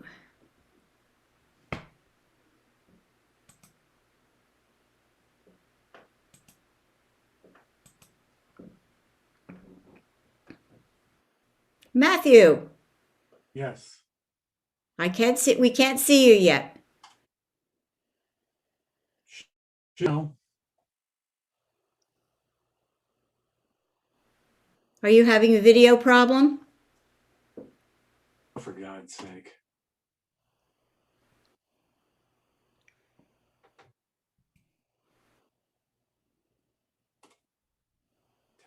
Testing.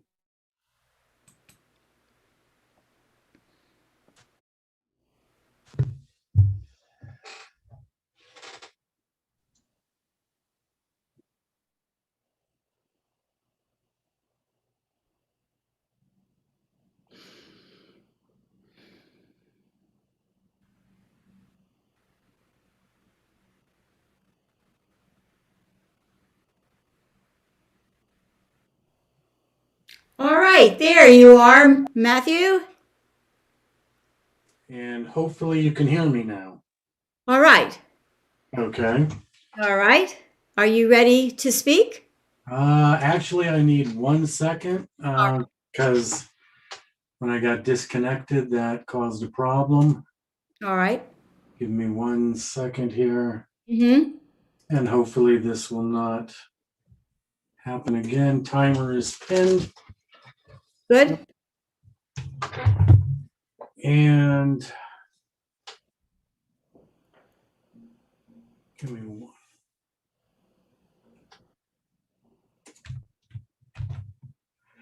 Okay, I am ready. All right, sir. And you pinned the timer? Yes, I pinned the timer. All right. Are you ready to begin then? I am ready to begin. Matthew Tom Show, Reclaiming 2 Words. Reclaiming 2 Words, Matthew Tom Show. We have a problem. Well, maybe not our little group here, but our society in general does. That problem is how we identify leaders and leadership. Madam Contest Chair, fellow Toastmasters, and most welcome guests. Some of you might be thinking right now, but Matt, we know who leaders are and what leadership is. Come on, we teach leadership in Toastmasters. To put it simplistically, they are the people that run things. Based on that simple requirement, here's 2 examples of people called leaders, politicians, and successful business people. And why not? Look at how leader and leadership are defined. Dictionary.com, leader, a noun, a person or thing that leads. Okay, that was helpful. How about leadership? The position or function of a leader, a person who guides or directs a group. Let's try something slightly less literal. Picture a group cutting down a jungle. You have workers chopping and managers watching over the process. The late Stephen Covey, author of The 7 Habits of Highly Effective People, describes leader in that situation thusly. The leader is the one who climbs the tallest tree, surveys the entire situation, and yells, "Wrong jungle." And his definition of leadership? Leadership is communicating to another person their worth and potential so clearly they are inspired to see it in themselves. Let's go back a bit. I mentioned politicians. Do they fit either of those definitions as leaders or showing leadership? Seriously? Our political leaders are far too concerned about the next election cycle to even try to inspire anyone or look for unique solutions to problems. And those business leaders? How about the ones that reveled in, and I quote, hitting the jackpot while charging some Texans thousands of dollars for 1 month of electricity, while those same Texans were recovering from no heat, light, or water for days? I certainly don't aspire to be a leader like that. Do you? So much of the literature and instruction on leadership though, revolves around being in charge, being the boss, so to speak. Did you notice the Covey definitions didn't mention you had to be in charge? One summer, when I was much younger, like a year out of high school, I found myself with around 30 other teenagers in the backwoods of Kentucky. The story of how we ended up there is really interesting, but I'm afraid it has to wait for another speech. Sorry. The adult chaperones and the leaders of the group were off getting a car out of the mud. Meanwhile, the sun was getting ready to set, and some of the group was starting to panic. Someone came up to me and said, "Do something!"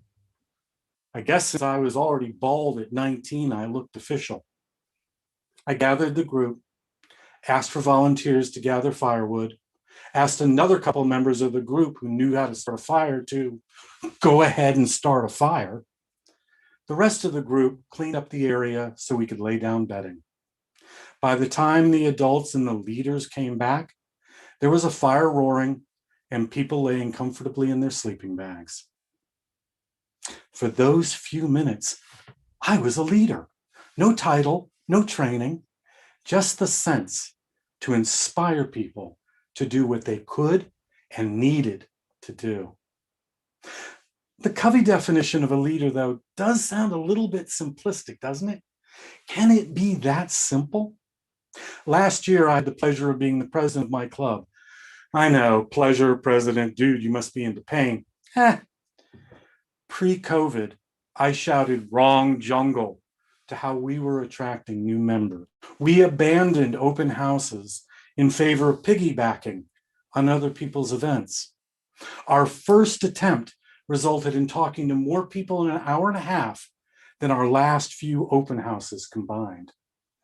With the end of COVID coming into sight, can you guess what our club will be doing to attract new members? If you pick the right jungle, people will follow your lead. When COVID first hit, our world turned upside down. A time where it would have been easy to quit, walk away, and binge watch Netflix, no one did. Instead, members embraced Zoom meetings, blasted through Pathway Pass, attended more meetings than they ever had before. And why?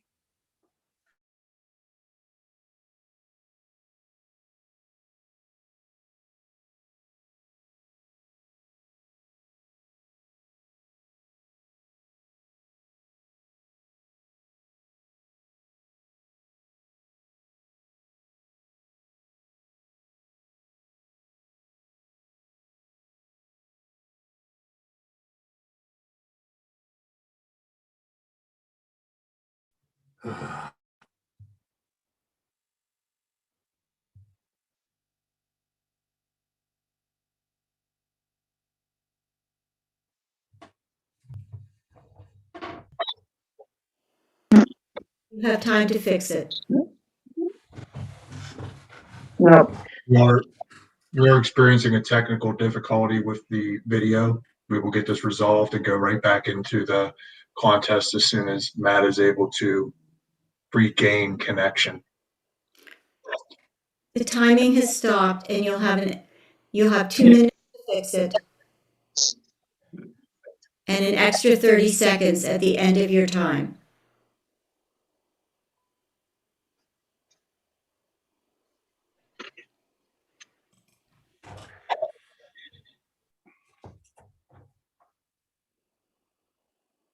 He just announced in the meeting they're giving Matt 2 minutes to fix his connection. There will also be an additional 30 seconds added to the end of his speech if necessary. So as soon as we're able to regain connection, we'll go back live to the contest. And Can I ask the timer how much time I have left? Matt will need to pick up as best as he can. Timer. Right, he does not need to get to go No. back. Okay. No, I wouldn't think so. All right. You have 2 minutes to fix it, and then you will have an extra 30 seconds at the end of the specified time to complete your speech. So the clock stopped, Matt. Yeah, I know. I'm wondering how much of the 2 minutes I have left.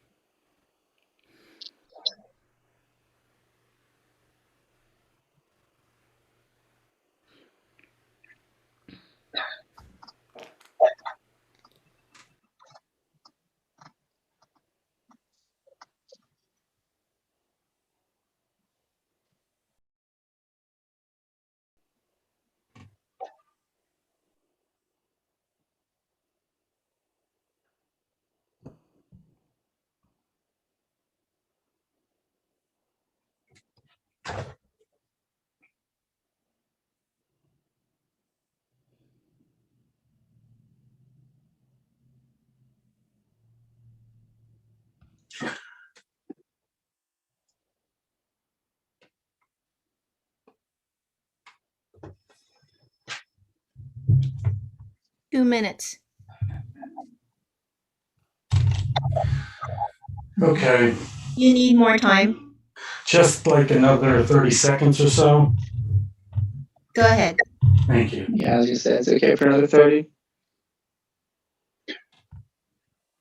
Looks like Matt is regaining his connection now and is going to get ready to start where he left off. We are just getting through the end of these technical issues. Can be a challenge with Just wanna having make sure that many people in a connection's clean. Zoom meeting with that much bandwidth I'm being also used. not positive where it ended. That's why you got the additional 30 seconds. But, So if I repeat, it's okay, like start where I, start where you believe you left off at. okay. Trying to start where he left off as close as he can. And judges, just please be in mind there will be some overlap, or there could be some overlap. But As the chief judge was explaining, they will allow for the extra 30 seconds at the end of the speech due to the technical difficulty, as you saw the sign come up in the room.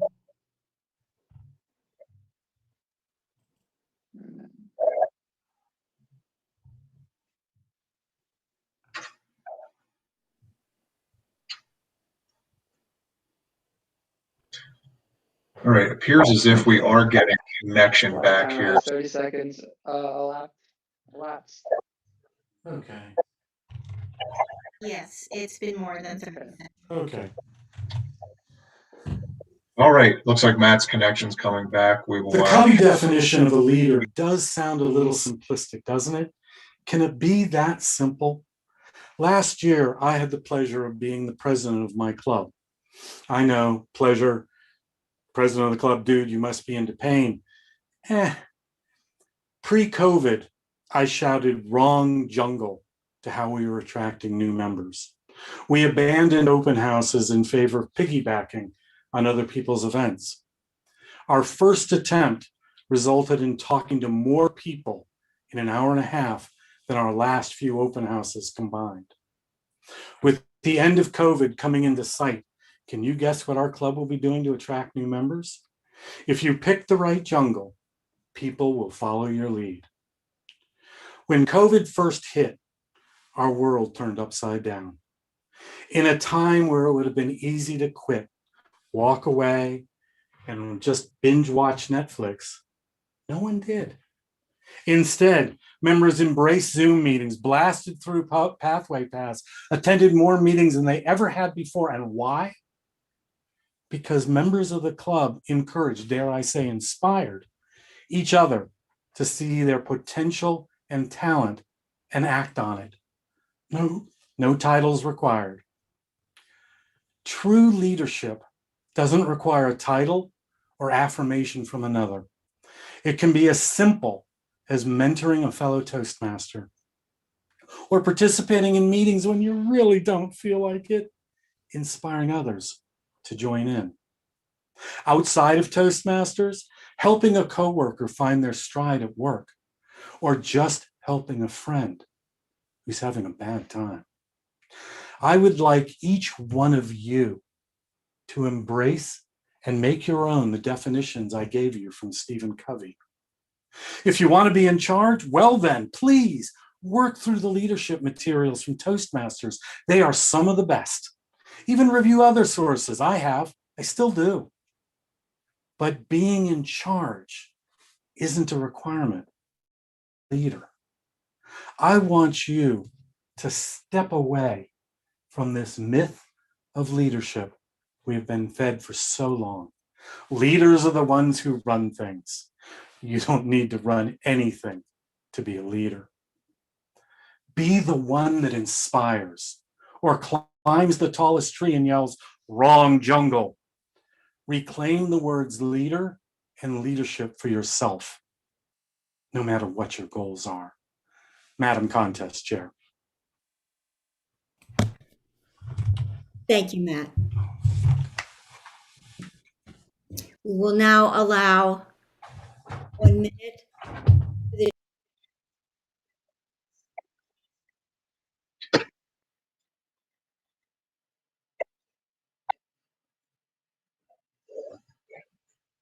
Matt brings up a great point with the leadership information in his speech. This is a great time in the organization as we look at new club officer elections coming up in the next few months.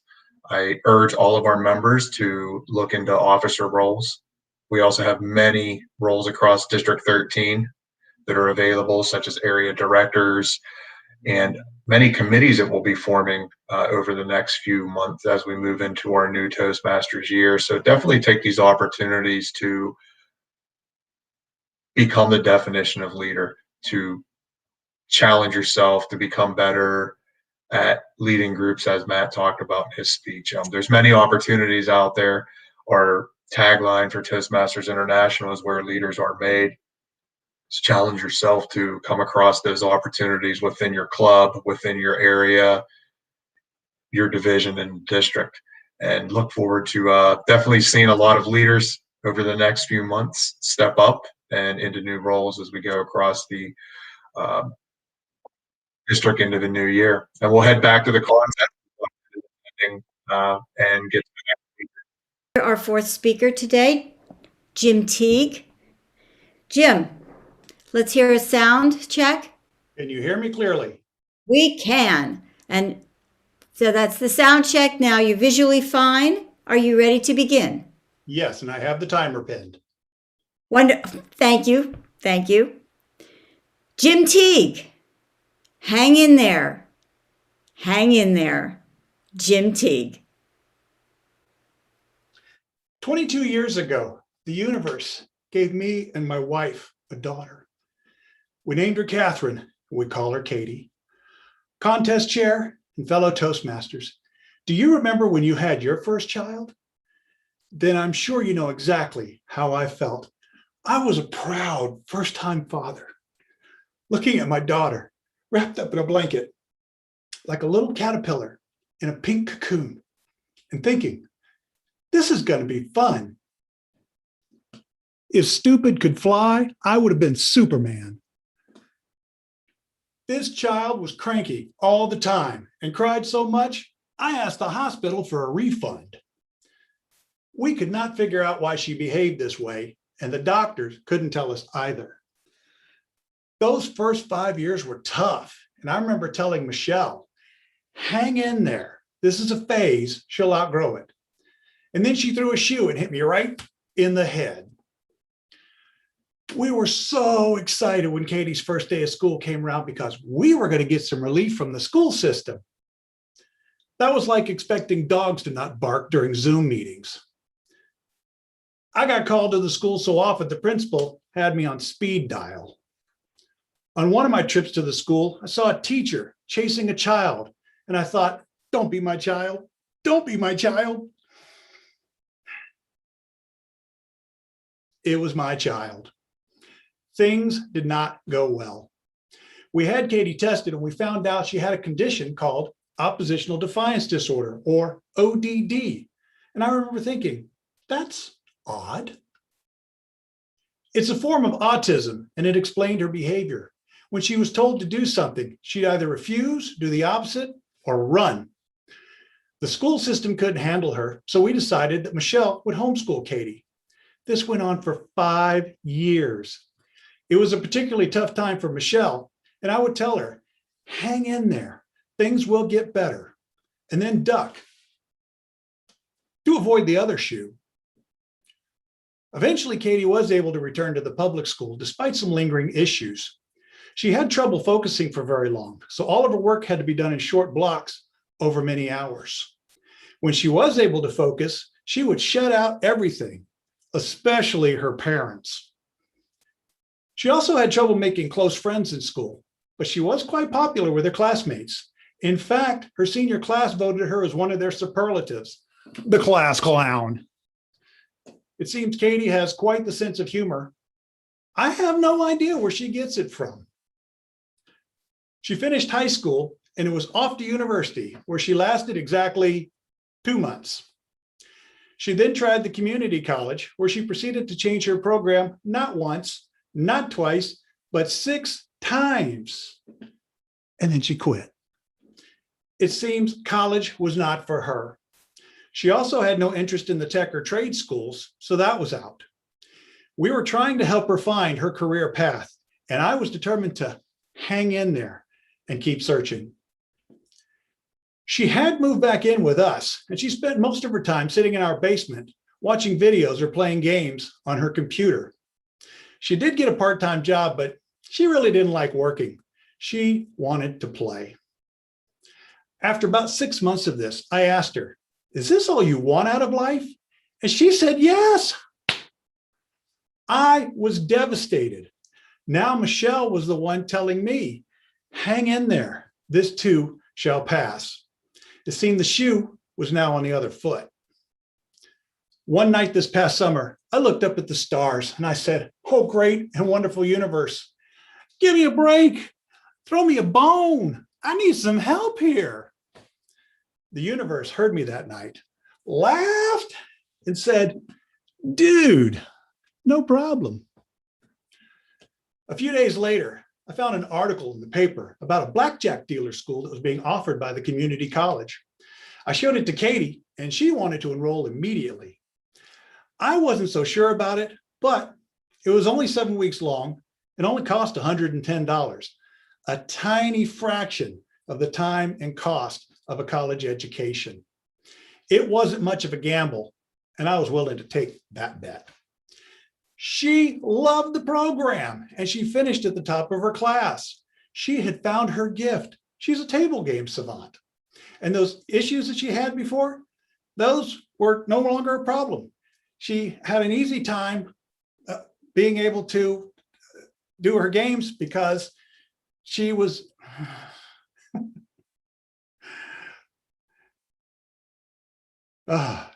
she was able to table topics master.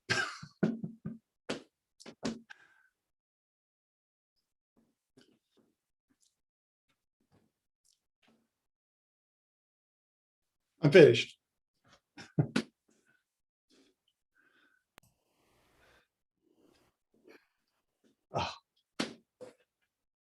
Thank you, Jim. Yeah.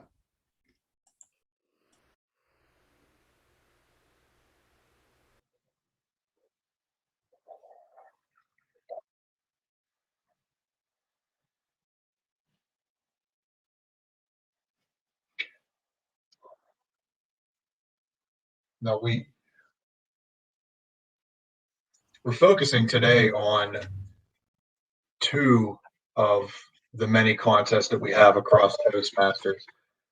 Obviously, every year we do the annual international contest because that is the one that goes all the way to the World Championship of Public Speaking. You also saw the table topics earlier, which was the first contest we had. In addition to that, we have a few other contests that we rotate over the years. Last year, we started off with, I believe, our evaluation contest. Evaluations are a very important part of Toastmasters that occur at each club meeting. And what occurs at an evaluation contest is there is a model speaker who gives a speech, and then we give the evaluation of that speech. Now we'll head back to the contest, and I can talk about the others. Denise Pullen. Hello. Hello, Denise. Have you pinned the timer? I have, thank you. Good. And your video and your audio look fine. So Thank are you. Yes? I'm ready to begin. Thank you. Ready to begin? Yes, thanks. Denise Pullen, the company you keep. The company you keep, Denise Pullen. They say people judge you by the company you keep. I say I find myself to be excellent company. In these days of exile, my company has been myself, my laptop, and the lab who lays his head on my laptop. My laptop. He has been my constant companion some 7 years, and it has been the best long-term relationship I've ever had. Fellow Toastmasters, if you want love that lasts, I highly recommend you adopt a dog. The first dog I adopted was Matrix. He was a docile old chocolate lab, so calm he was almost comatose. He loved laying in the back seat of my Saturn. Matrix and I went everywhere together. Long walks in the park, long drives to Ohio, where my ex exiled him to the laundry room. We were always so happy to get back in that Saturn and back to Pennsylvania. Sadly, Matrix contracted Cushing's disease, and I lost him within a year.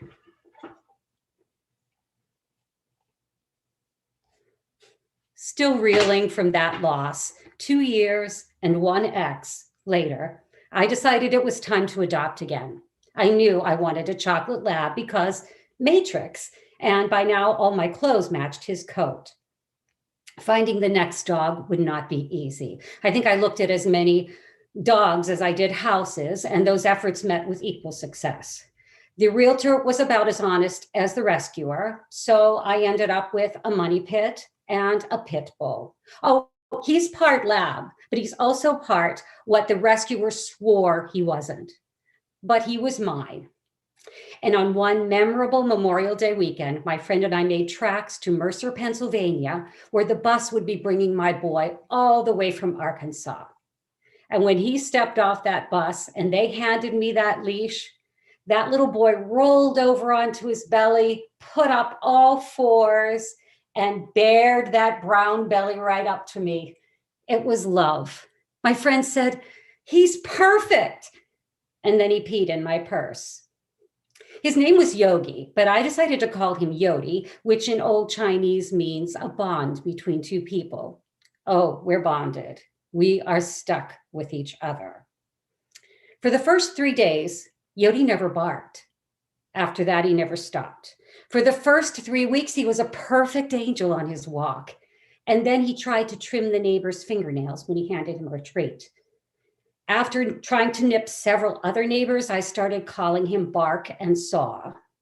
When he tried to nip another neighbor near his nether region, my friend called him the Jimmy Nipper. 3 trainers later, I just called him Demon Dog. Bought him a 4-foot fence before the installers left. He leapt that fence in one bound, blasted past me laughing with this look on his face like, "That's hilarious." He had that same look when he left the fence at doggy daycare and escaped. He's no longer a welcome guest there. Everyone seems to think there's this old dog whisperer somewhere out in the woods that is happy to take in delinquent dogs. Fellow Toastmasters, if you know this person, please send me their contact information. But for now, it's Yodi and me, and we go everywhere together. Long walks in the neighborhood, muzzled. I mean, he's muzzled. I hide behind cars and stuff treats in his mouth when neighbors pass by. Did I mention that he is mouthy, like a teenager? He has something to say about everything, and he's never wrong. When I tell him to do something, he just looks at me and goes, "That's hilarious." But you see, Yodi loves me. That's why he tries to protect me. Once, while walking, I slipped on the ice and fell flat on my back. He could have escaped like he'd done dozens of times before, but that boy stood by my side until he knew I was okay. And through all the losses I thought would never end in 2020, that boy knew when I needed him, and he was right up there next to me. Some people say that we rescue dogs. I think it's the other way around sometimes. They rescue us. The day after Christmas, Yodi might have nipped a little bit on the mailman's hands. Well, it was my fault. I was trying to hand him a cup of hot chocolate. I almost dropped it and made out a little scream. Yodi perceived as a threat, and he blasted past me, attacking the mailman once, twice, until I was finally able to lure him into the back seat of my Subaru. Yodi loves long car rides too. Fortunately, the mailman wasn't hurt badly. We'll see what his attorney has to say. Fellow Toastmasters, Yodi is not the ideal dog. He's got a bum knee, a broken tooth, and bad breath. But he loves me. He sits through my daily, constant online meetings. He eats my cooking. He sings with me. Sometimes he even is able to match pitch. Oh, and he's learning how to play Scrabble. He gets so excited on triple word score. Me, I'm just happy to unload the X. Fellow Toastmasters, in these long winter weekends, I say learn to enjoy your own company and curl up under a blanket with a good book or a board game and a devoted dog by your side. A dog who loves and protects you is the best company you keep. Just keep him away from the mailman. Contest chair, thank you. Thank you, Denise. We will now have a moment of silence so the judges can mark their ballots.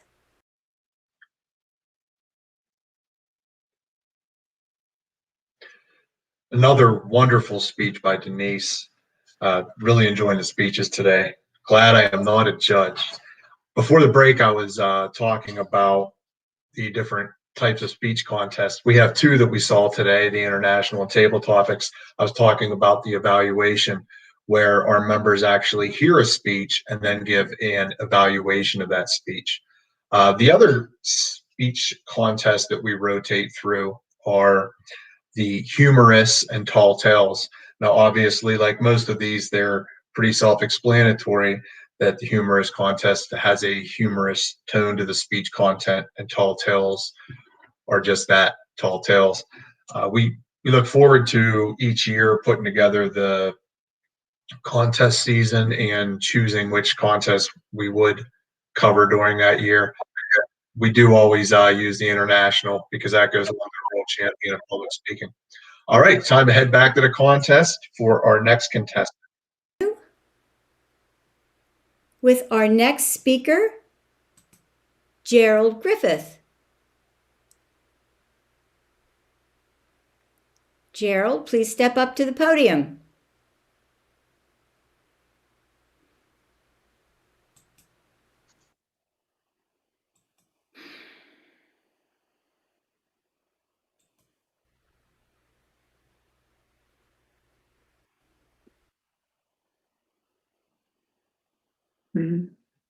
Gerald? All right.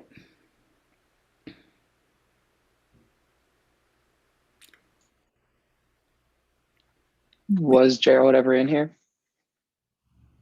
He was here. Where is Gerald?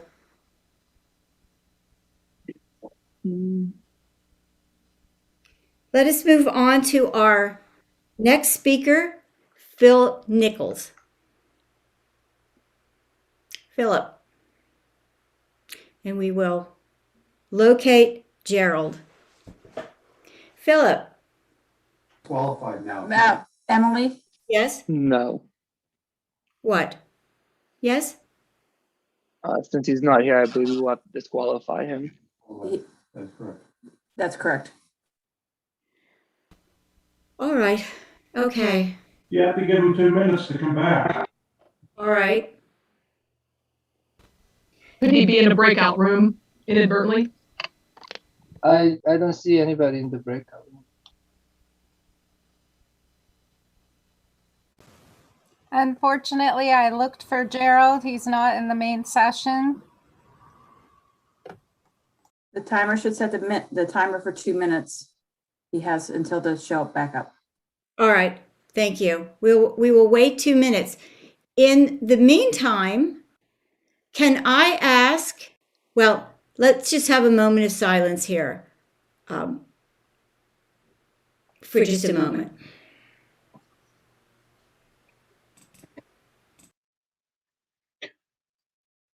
We are now having a minute of silence or two for the next contestant to appear. Looks like they lost their connection and were no longer in the contest room.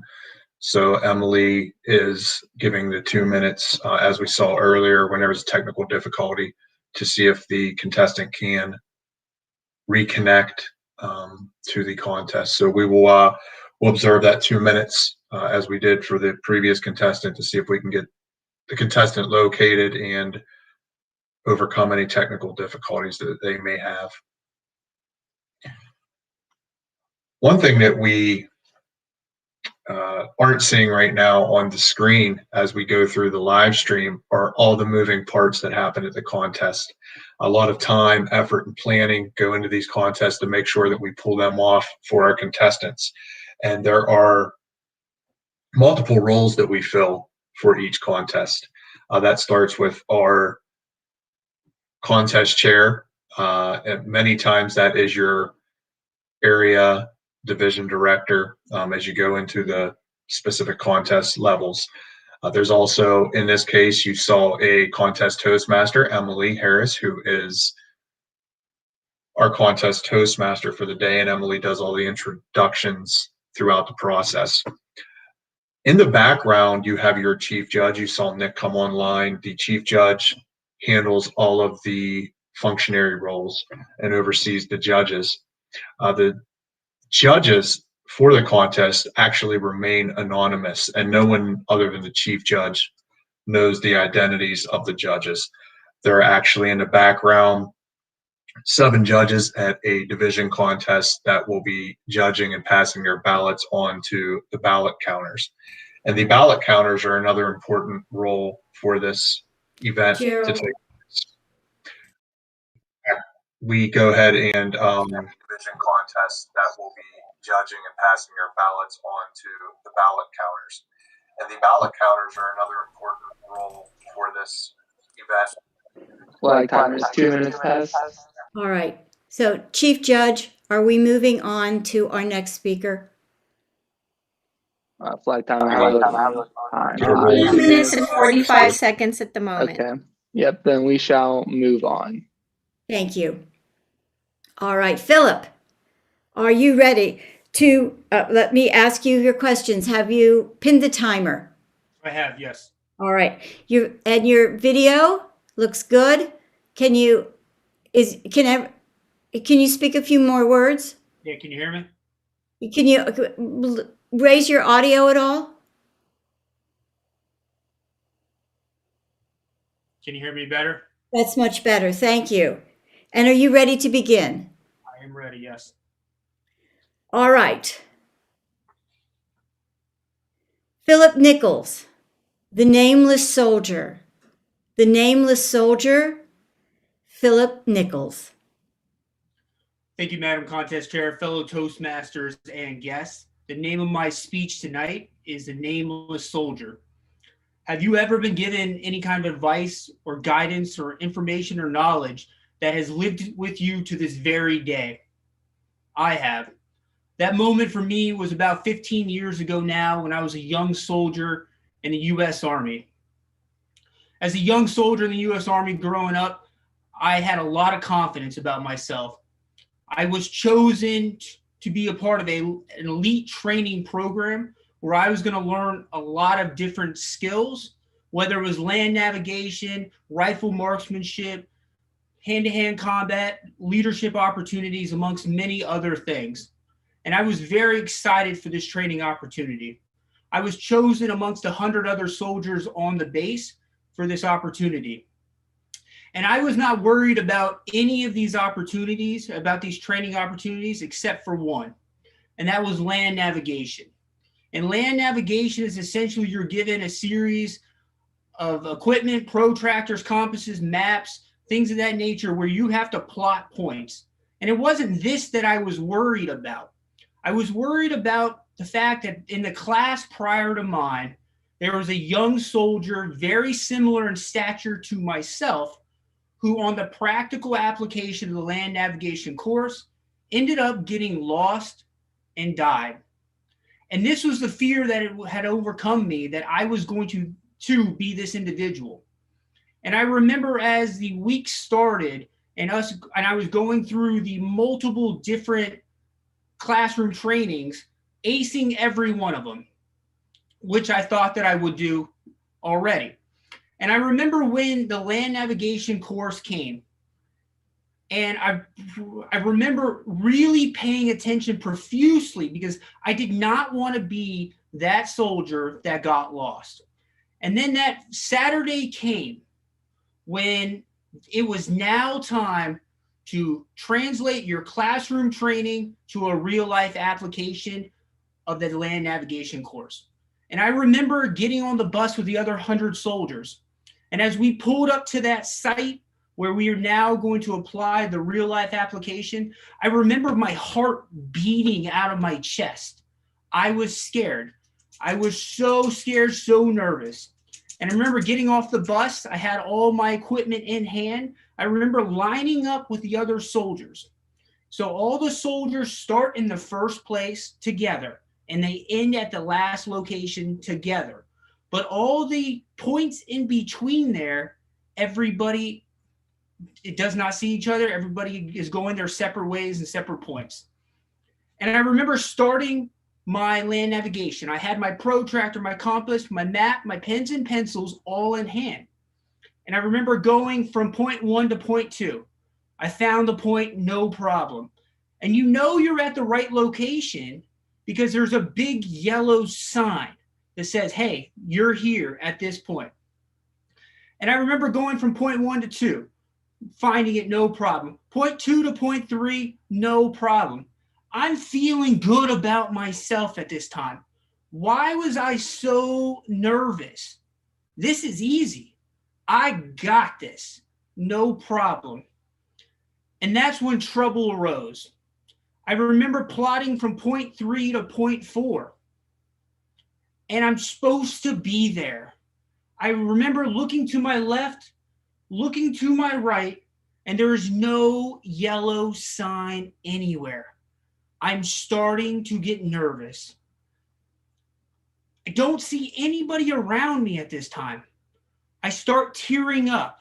My worst nightmare is coming true at this moment in time. In the corner of my eye, I see a young soldier walking in the distance, and I remember running to him in a sprint. And as I got to him, I tried to compose myself the best that I could. And I said, I need your help. I am so lost. And to this very day, I remember the exact words that he said to me. And that moment has lived with me till this point in time. He said to me, calm down. You got this. Think about your training. You already know what to do. And it really took me back. I didn't know what he meant at the time. I thought about it for 10 seconds, and then the light bulb went off in my head. I do know what to do. I said, immediately I spouted out and said, I need to shoot a reverse azimuth, go back to my last known location, and replot again. And he said, bingo. And I thanked him profusely. I went my way, he went his way. I replotted to my last known location, then I reshot again, found the point this time, then found the 5th point, and found the final 6th point where I met up with all the other soldiers that completed their course as well. In closing, I would say to you, and I would challenge you, who is that nameless soldier for you? Who's that person that's given you that advice that maybe has lived on with you till this very day? Mine was a nameless soldier, never even got his name. But maybe you know who your person is. But I can almost guarantee everybody on this call here has had at least one instance in their life where somebody has given them a piece of advice, a piece of information that has lived with them to this very day. Mine happened 15 years ago. When did yours happen? Madam Contest Chair. Thank you, Philip. Thank you very much. All right. We've come to the end of the contest. We have our last speaker. 1 minute of silence. What? 1 minute of silence. I'm so sorry. 1 minute of silence while the judges fill in their ballots.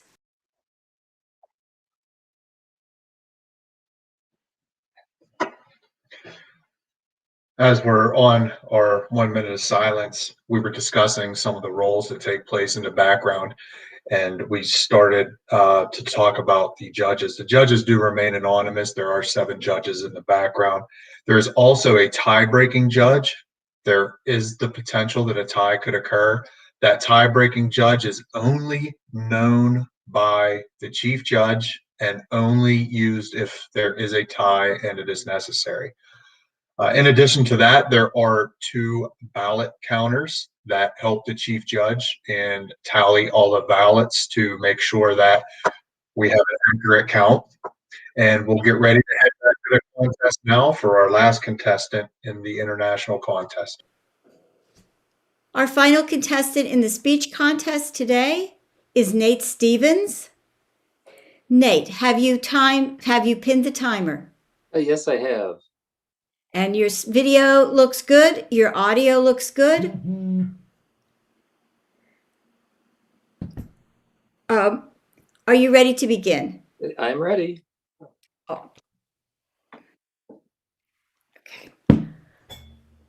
Nate Stevens, yes and. Yes and Nate Stevens. There are only 2 things you need to know. Yes, and. That's what my instructor told me in a class that I was taking, learning how to use improvisation to help communicate with people with memory loss. Yes, fellow Toastmasters, yes, and Madam Contest Chair. I was taking this class because my mother had Alzheimer's. I wanted to know a better way that I could communicate with her. As far as yes and goes, it's a way to do improvisation in acting. Take, for instance, if we had 2 actors here on stage. The first might say, "Oh, I do fancy building a boat across this majestic lake today." And the other actor would say, "Oh, yes, it is such a fine day to do that. And I'd love to join you and bring a lunch." The skit would continue from there. But imagine, if you will, if that second actor said, "No, you don't know how to do that. Besides, you can't even swim. What are you going to do if something goes wrong?" That skit would end abruptly, in the same fashion that many conversations that I overheard in my mother's nursing home would end. Friends and family members would mean so well when they tried to reintroduce memories into a loved one's head. But as the harder they tried, the more things didn't work. "No, that's your cousin Penelope. No, that's your Uncle Bill. No, that's your Aunt Betty." The harder they tried to shove those memories back in, the more nothing stuck. Everyone became more and more frustrated.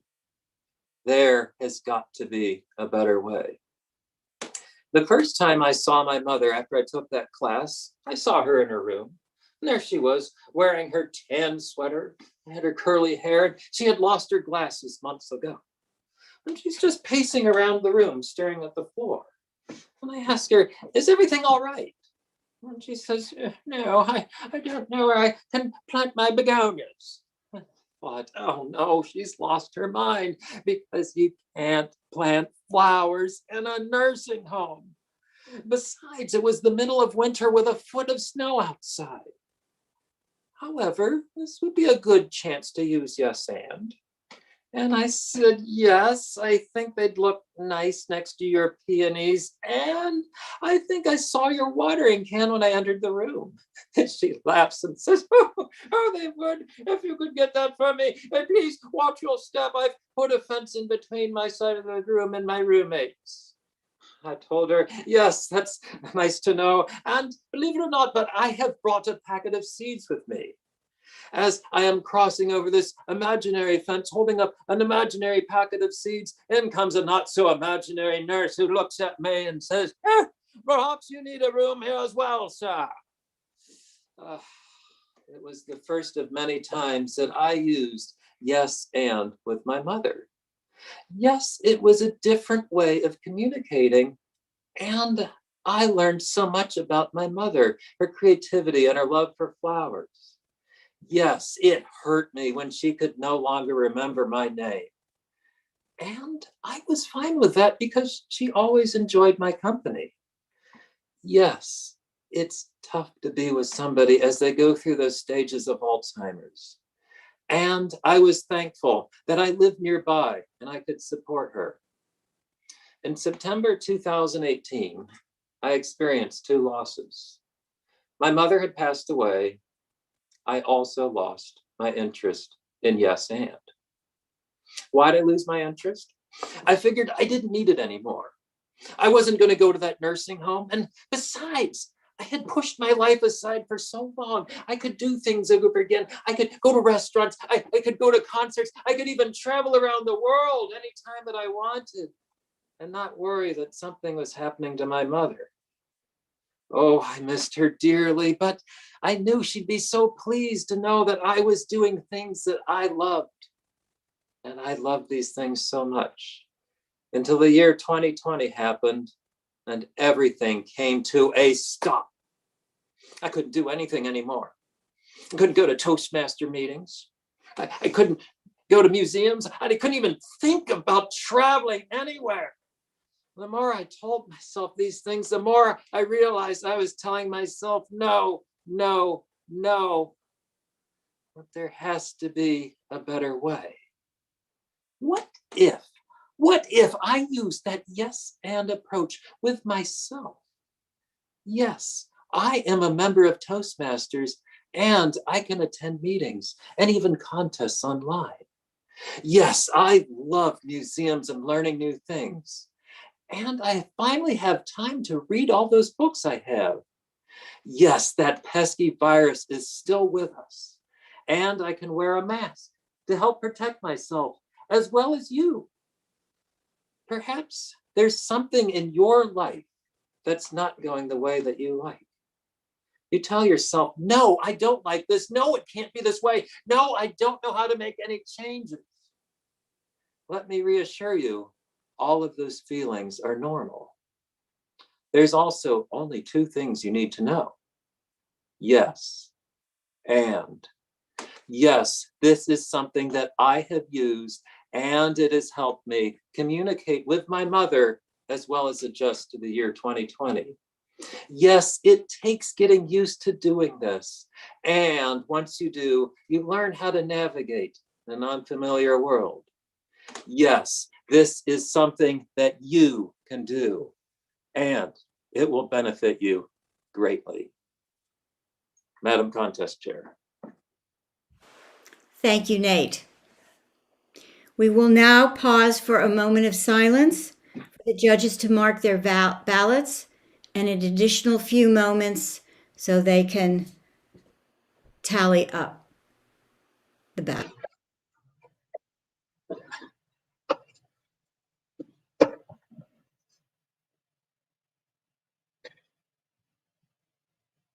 This is good timing. We were talking about judges and ballot counters prior to Nate's speech.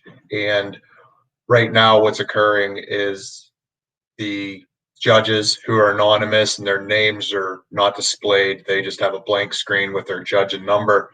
They're finishing their ballots, tallying up, and getting their ballots over to the chief judge and ballot counters. And then the chief judge and ballot counters, once those are received and completed, will go to a separate breakout room.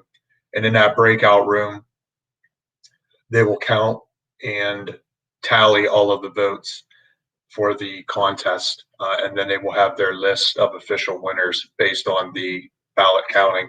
So that's all going to occur. That's why we have a longer break from the last speaker until all the ballots are received, and then we can start our contestant interviews. And the contestant interviews will begin after all of the ballots are counted. We don't want that to occur prior to the judges being completed. Just don't want to interrupt them during this process. And it's nice that the rooms we used to use in person have now become virtual breakout rooms where we take place and count the ballots. So we'll give them a little bit of time to finish that. As I discussed earlier, this is the first of 4 division contests. I know we have a lot of Toastmasters watching and tuning in, but we do have some guests who may not be as familiar with the organization. As you look at District 13 that covers Western Pennsylvania into parts of Ohio, Maryland, and West Virginia, that is our district as part of Region 6 and Toastmasters. Inside of our district, we have 4 divisions. Today, we are seeing the Division C contest. Again, we do have 3 more contests. They will all be held over this weekend and next. Tomorrow, we will have our Division A speech contest finals, and that will take place at 1 p.m. Remember to spring ahead, and you do have to turn your clocks ahead at 2 a.m. or before you go to bed to make sure that you are at the contest at the right time, because we are changing the clocks. Next weekend, we kick off on Saturday. We have our Division D finals, and that contest will take place at 10 a.m. We'll be working on a live stream again during that contest to try it out for the district finals. So looking forward to seeing everyone on the live stream for Division D next weekend. And then our division contests come to an end next Sunday, March 21st, with our Division B contest starting at 1 p.m. Very excited for all of the upcoming division contests, to see many of our Toastmasters who have made it this far during their speech contest journey, to continue to hear their speeches and see who will be moving on to the District 13 finals. And the District 13 finals will take place on Saturday, April 10th at the District Spring Conference. Those will kick off at 2 p.m. via live stream to all of our members and guests with the table topics contest, and then immediately following will be our international speech contest. As we wait for the contestant interviews to take place, we will have the interviews. Emily will interview the individuals who were in the international contest, or anyone who was in both the table topics and international. You heard earlier our district director, Patty Thor, call to order that we needed to move one of the contestants' interview back. And we do that because we don't want to reveal personal information about the individuals during their interview prior to another contest. We don't want to skew the judges' decisions in any way. The judges are specifically judging this individual on their speech, not criteria, not if they're a distinguished Toastmaster, where they're at in their journey. It is on their speech and the criteria listed on the judges' sheet. So we will be having the interviews for anyone that was in both contests as well as the international here shortly. I will go over some more announcements. I did touch on some of these earlier, but I want to make sure that we get all of the announcements out there. In addition to the upcoming speech contests, we have a lot of things going on. We're in a home stretch here for our last few months of the Toastmaster year, which runs from July 1st through June 30th. So we're hitting the stretch run here. We do have our Talk Up Toastmasters membership drive that is taking place right now. And the Talk Up Toastmasters runs from February 1st all the way till March 31st. Our clubs are having open house, hosting events, trying to gain new members into their club. And the Talk Up Toastmasters, as I said, runs through March 31st. Any club that brings in 5 new dual or reinstated members during that period will achieve the Talk Up Toastmasters award for their club.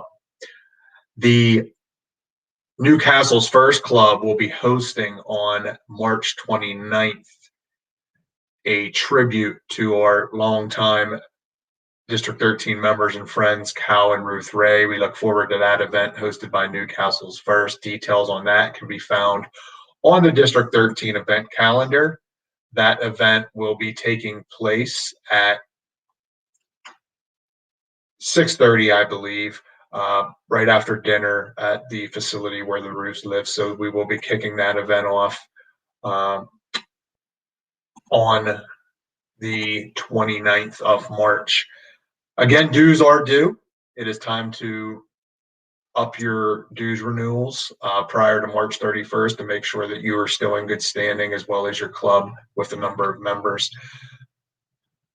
Again, last day to redeem your free path. The free path is available on your profile. If you renewed during the last period, Toastmasters International did give every member who renewed a free path, and you must, and I reiterate, you must use that by March 31st or you will lose it. So please take advantage. That is a wonderful gift and nice cost savings to all of our members. Go ahead and at least enroll and get that path credited into your Pathways base camp. The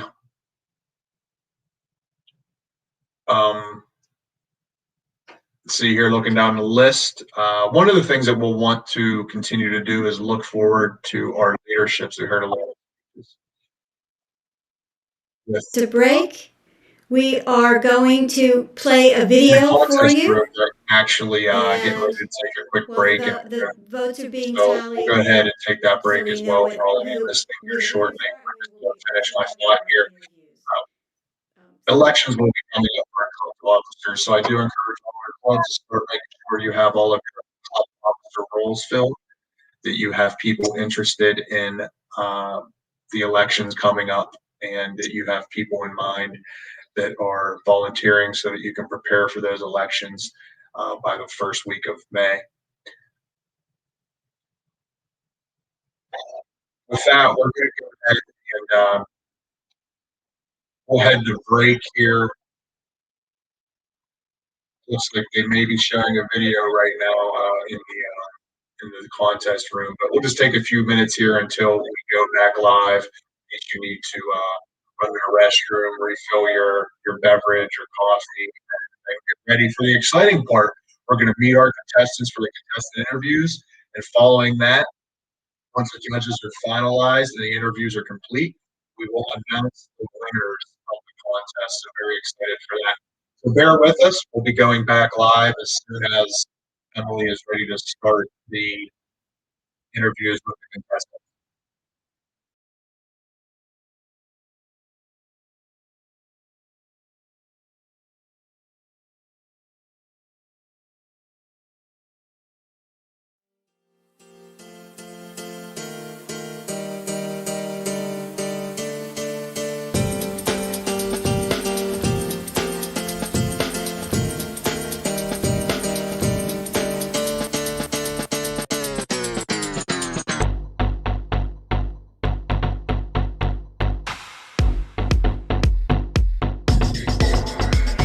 Here's the thing, didn't know what I was harboring. It's called desire, just enough to let myself believe that I'm in love and walk your way. That you're the light and I want to see it. That you're the heat and I want to feel it. So give me something to dream about. Be the reason the lights go up. Give me something to scream about. And be the reason to open my mouth and let the seasons come and go.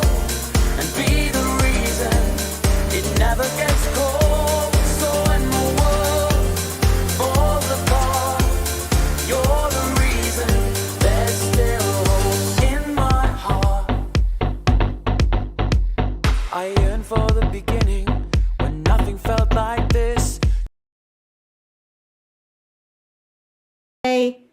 And wonderful speeches. And we had a few glitches. And I'm very sorry for those today. And yet, here we are, all together, moving forward. So with that in mind, we will move on to our interviews. And I see that Shonda is here. Shonda, would you like to come up for your interview? Yes. Yes. Here I am. Here you are dreaming it, believing it, and achieving it. Thank you, Shonda, for that motivating, inspiring, great speech. Thank you. Now, I could ask you I'm going to start with do we have our certificates of participation ready? And so we can show your certificate of participation for being in this glorious contest today. And while that's coming up, I'm going to ask you, what Toastmasters Club do you represent? I represent Elk County Toastmasters. And how long have you been a Toastmaster, Shonda? I am on a year and a half approximately. Wow, very poised and professional for a year and a half in Toastmasters. You really are where leaders are made. Why did you join Toastmasters? I wanted to join Toastmasters so that I could improve my public speaking abilities so that I would be able to better represent abused women and children in our society and be a more equipped advocate so I could speak on their behalf.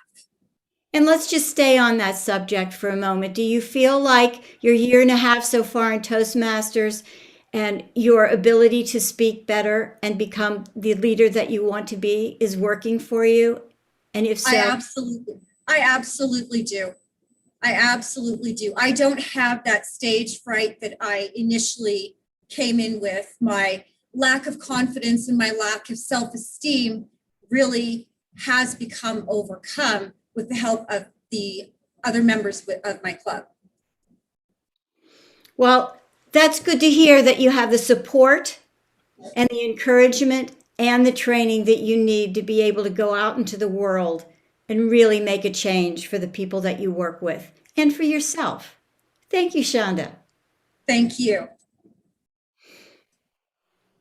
And now I see, and you see your certificate of participation there? And that will be mailed to you.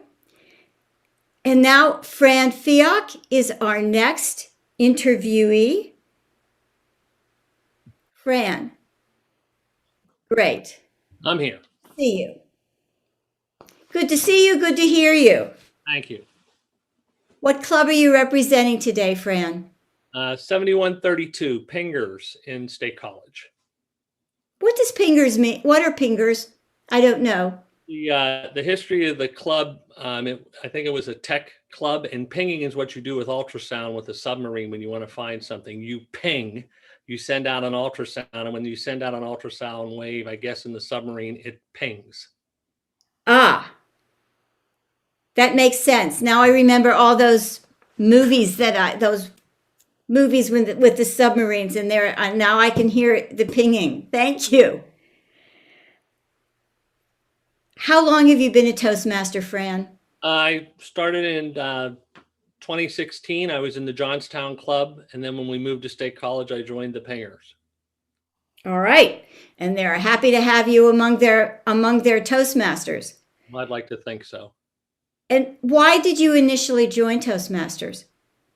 I was inspired by something I read. I'm a history person, and there was a speech given in 1889 by a colonel that inspired me to do exactly what he said in the speech. So I wanted to be a battlefield guide with the National Park Service, which requires a 2-hour speech that you have to give while driving a car. And to get ready for that final exam, I came to Toastmasters, and I used them as my guinea pigs to try things out, to turn things around. Well, I think you've succeeded very well. I know even if I were in Toastmasters for 100 years, I wouldn't be able to speak and drive a car or anything else for 2 hours, certainly not even for 2 minutes. So Well, thank you. The car. Whoa, well. So you have to look forward and tell a compelling story. So it was tough. Not many people do it. There's only 147 of us that are licensed by the Park Service to do that at Gettysburg now. And at Gettysburg. Is there one experience you can tell us about at Gettysburg when you were doing the tours? And you're still doing them, aren't you? I still do. The fun thing for me is I do about 200 to 300 tours a year.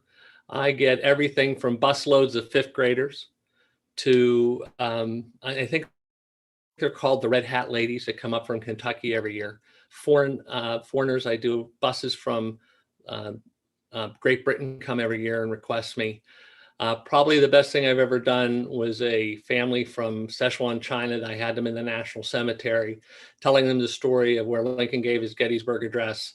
And on the way out, the 12-year-old girl went and put flowers on a grave in the cemetery. And I said, "Why did you do that, Mianja?" And she said, "You had told me a story about a soldier that had been killed at this battle, and his mommy had no idea where he is." And she went to grave 608, one of the unmarked graves, and said, "He's in 608. That's when you know you've done it. It certainly is. Thank you, Fran. And thank you for your speech and your table topics today as well. Thank you.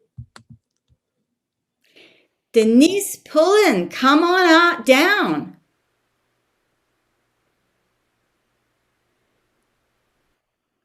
Hi, Denise. Hi, how are you? I'm good. Good. Denise, what club are you representing today and making them very proud? Oh, thank you. I am representing the Greensburg Club. Mhm. That's club number 4021. Thank you. And how long have you been in Toastmasters? About 5 years. All right. I was with Oakmont originally, then with Oakmont and Greensburg, and now just with Greensburg. The company you keep is interesting for your title because that could also be a dance company or a theater company, which is what you're also involved in. Can you tell us, give us an experience of being a professor of dance and theater? Thank you so much. It's a constant pleasure for me. I think the greatest experiences might have happened this year when the students were determined to come back live in the fall semester and did. And we were determined to give them the best experience that we could.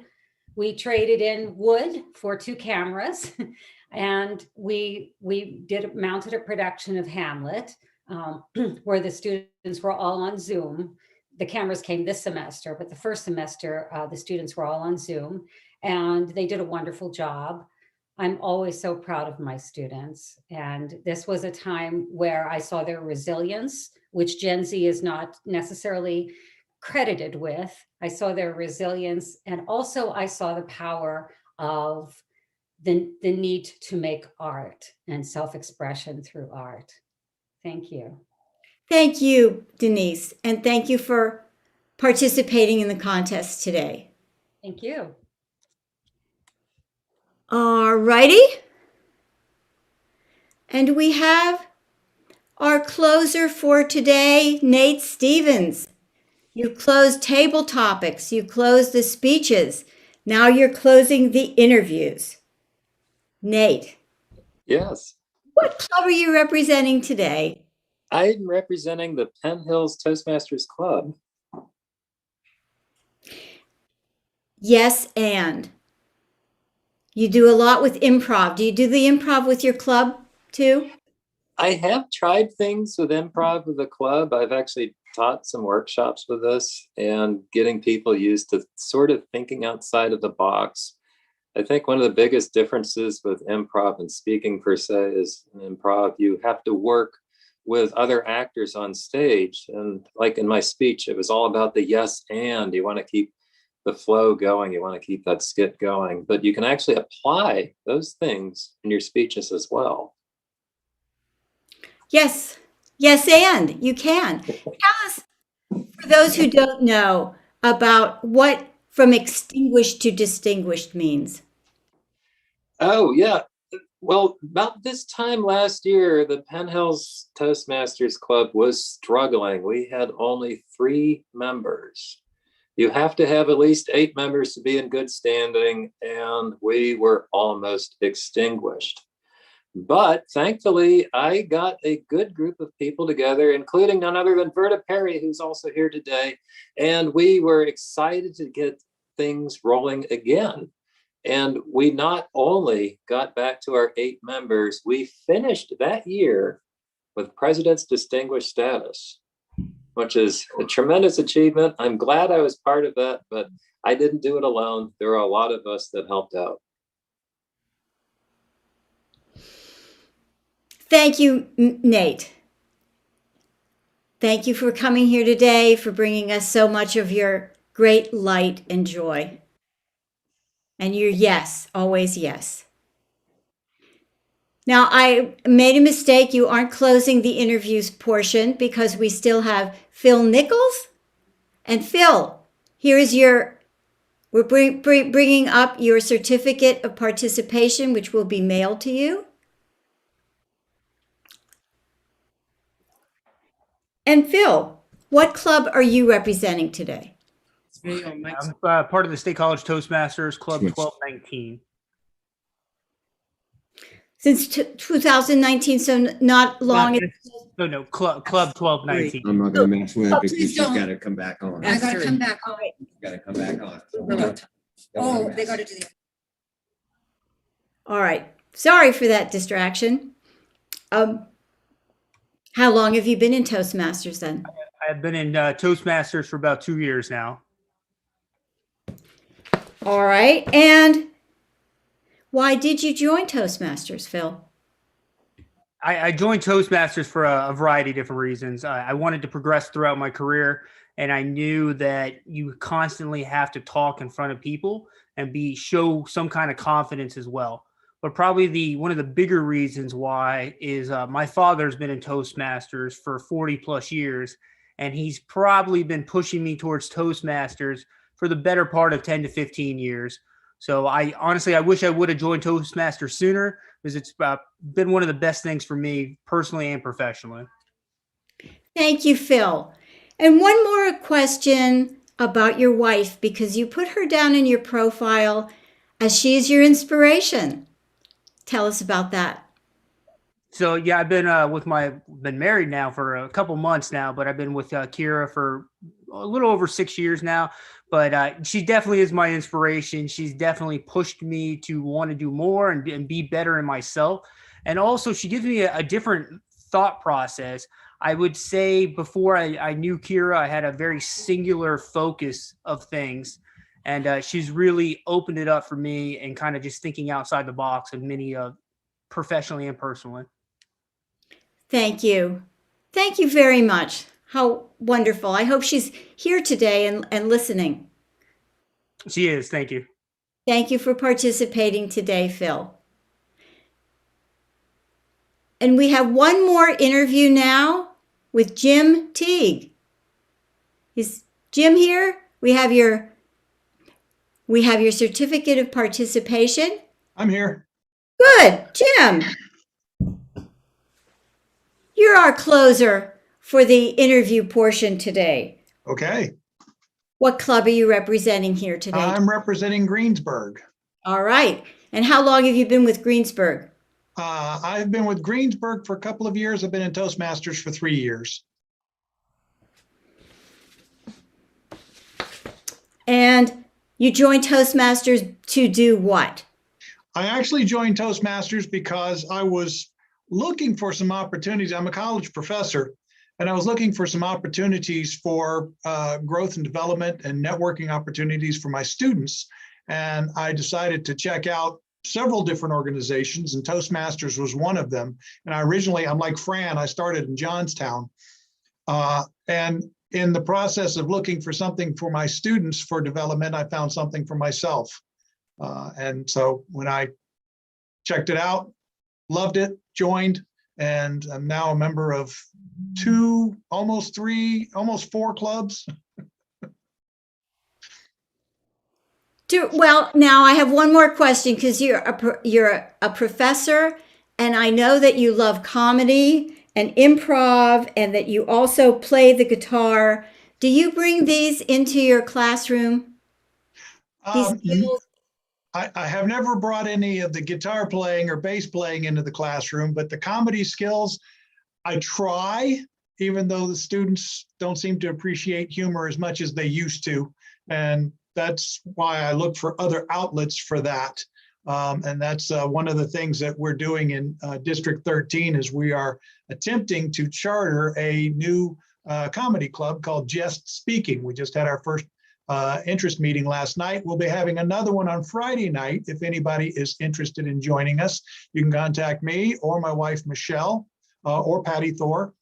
And we're trying to put this club together for people who are interested in comedy and being able to integrate more humor into their speeches.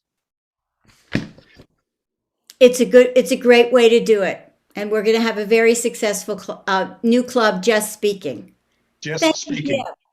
And now your funny other half.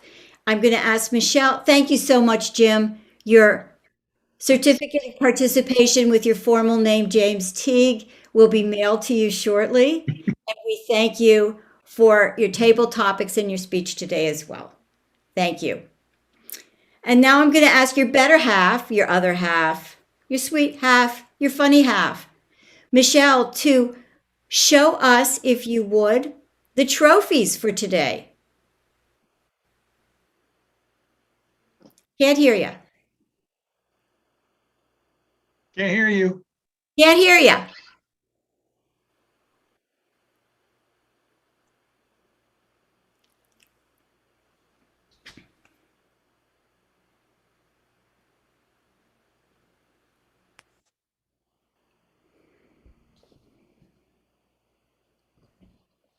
Just bring them downstairs right quick. Hello, can you hear Oh, now we can hear you. Very good.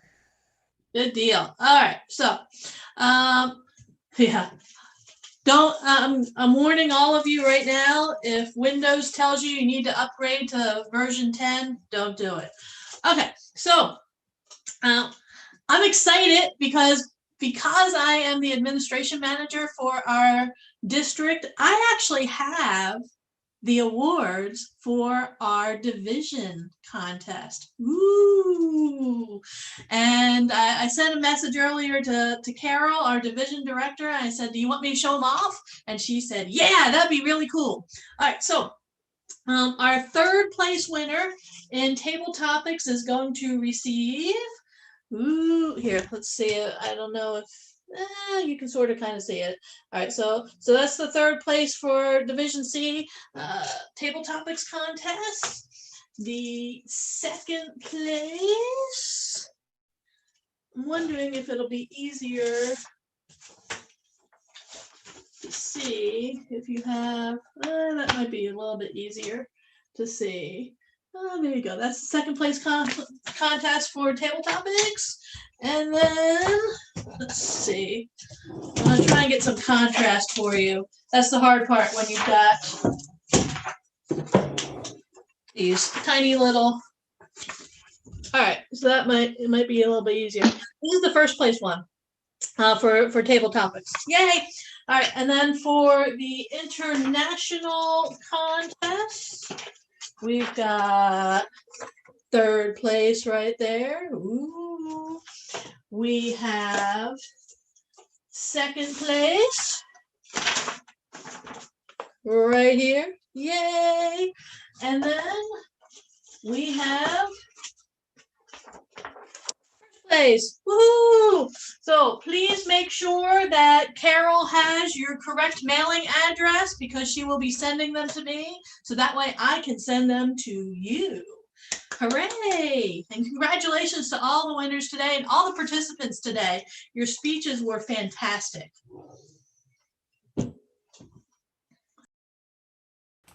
Thank you, Michelle. For now, everybody's wanting those trophies. We're just about to be ready, but we're not quite ready. So we're going to go on a 5-minute break. Zoom Master, put on some music, please. And everybody will call you. We're going to start the clock countdown for 5 minutes, and we'll call you back in for the award ceremony.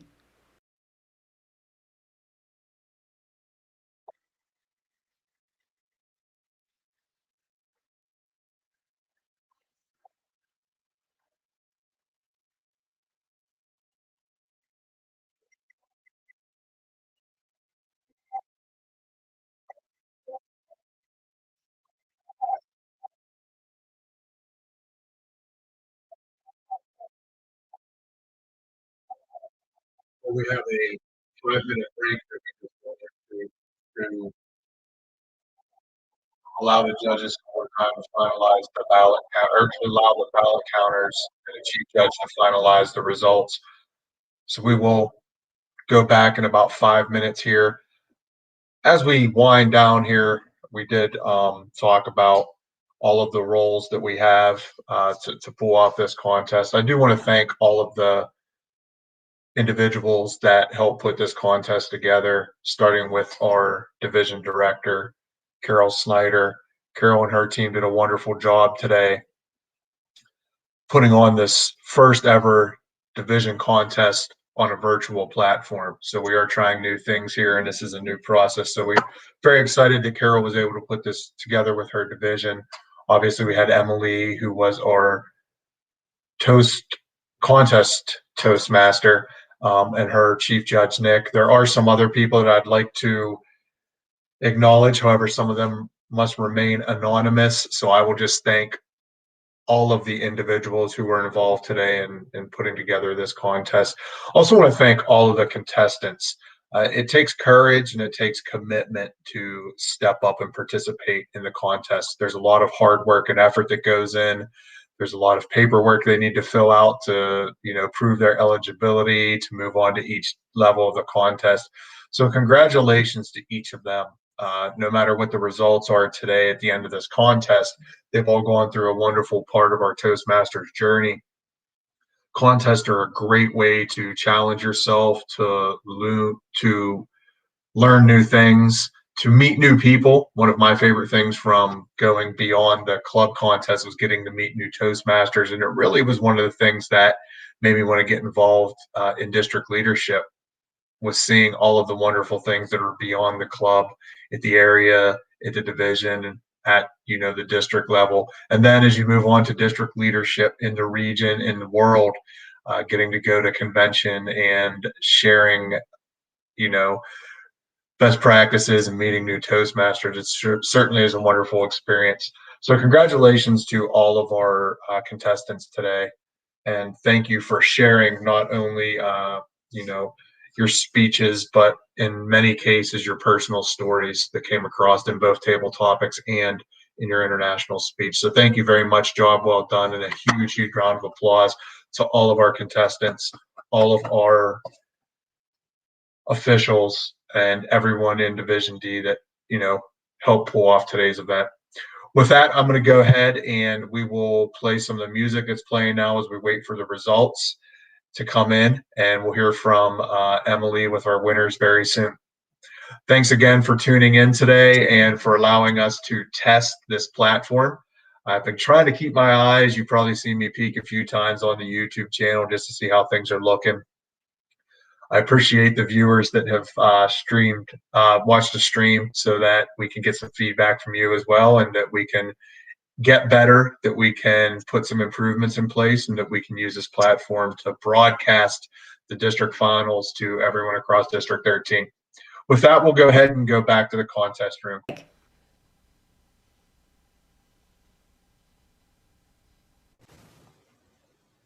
Let's do one more song. Let's do some Carole King or some Beatles.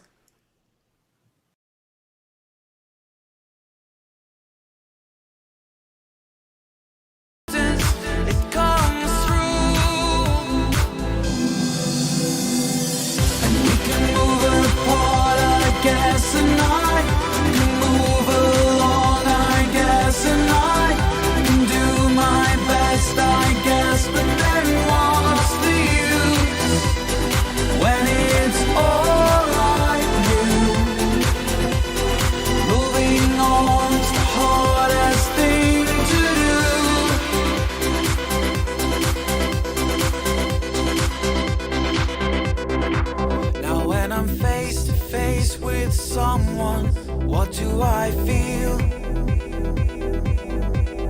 when you've opened up to someone? How do you heal?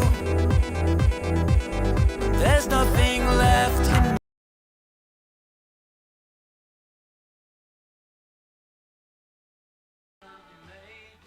Okay, so we're starting with our table topics winners right now. And our third place is Jim Teague, formerly known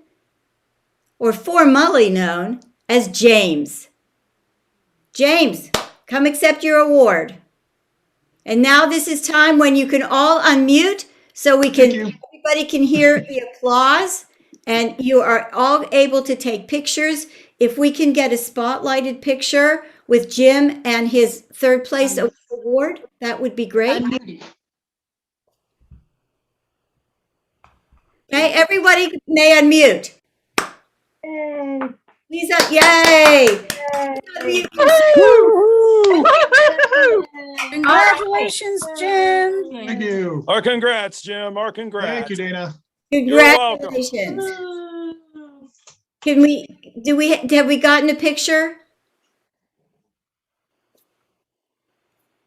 Jim needs to speak so we can get a side by side. All right, Okay, thank you. I can speak. Yes, Oh, thank you, Stephanie. Trying to get rid of this thing here. All right. click up there. Do I need to speak more? You do it. All right, let's give this a minute so we get our picture. Jim Teague's the president here in Greensburg. He won third place. Let me No, know. Michelle's the president in Greensburg. Okay. I was. Oh, all right.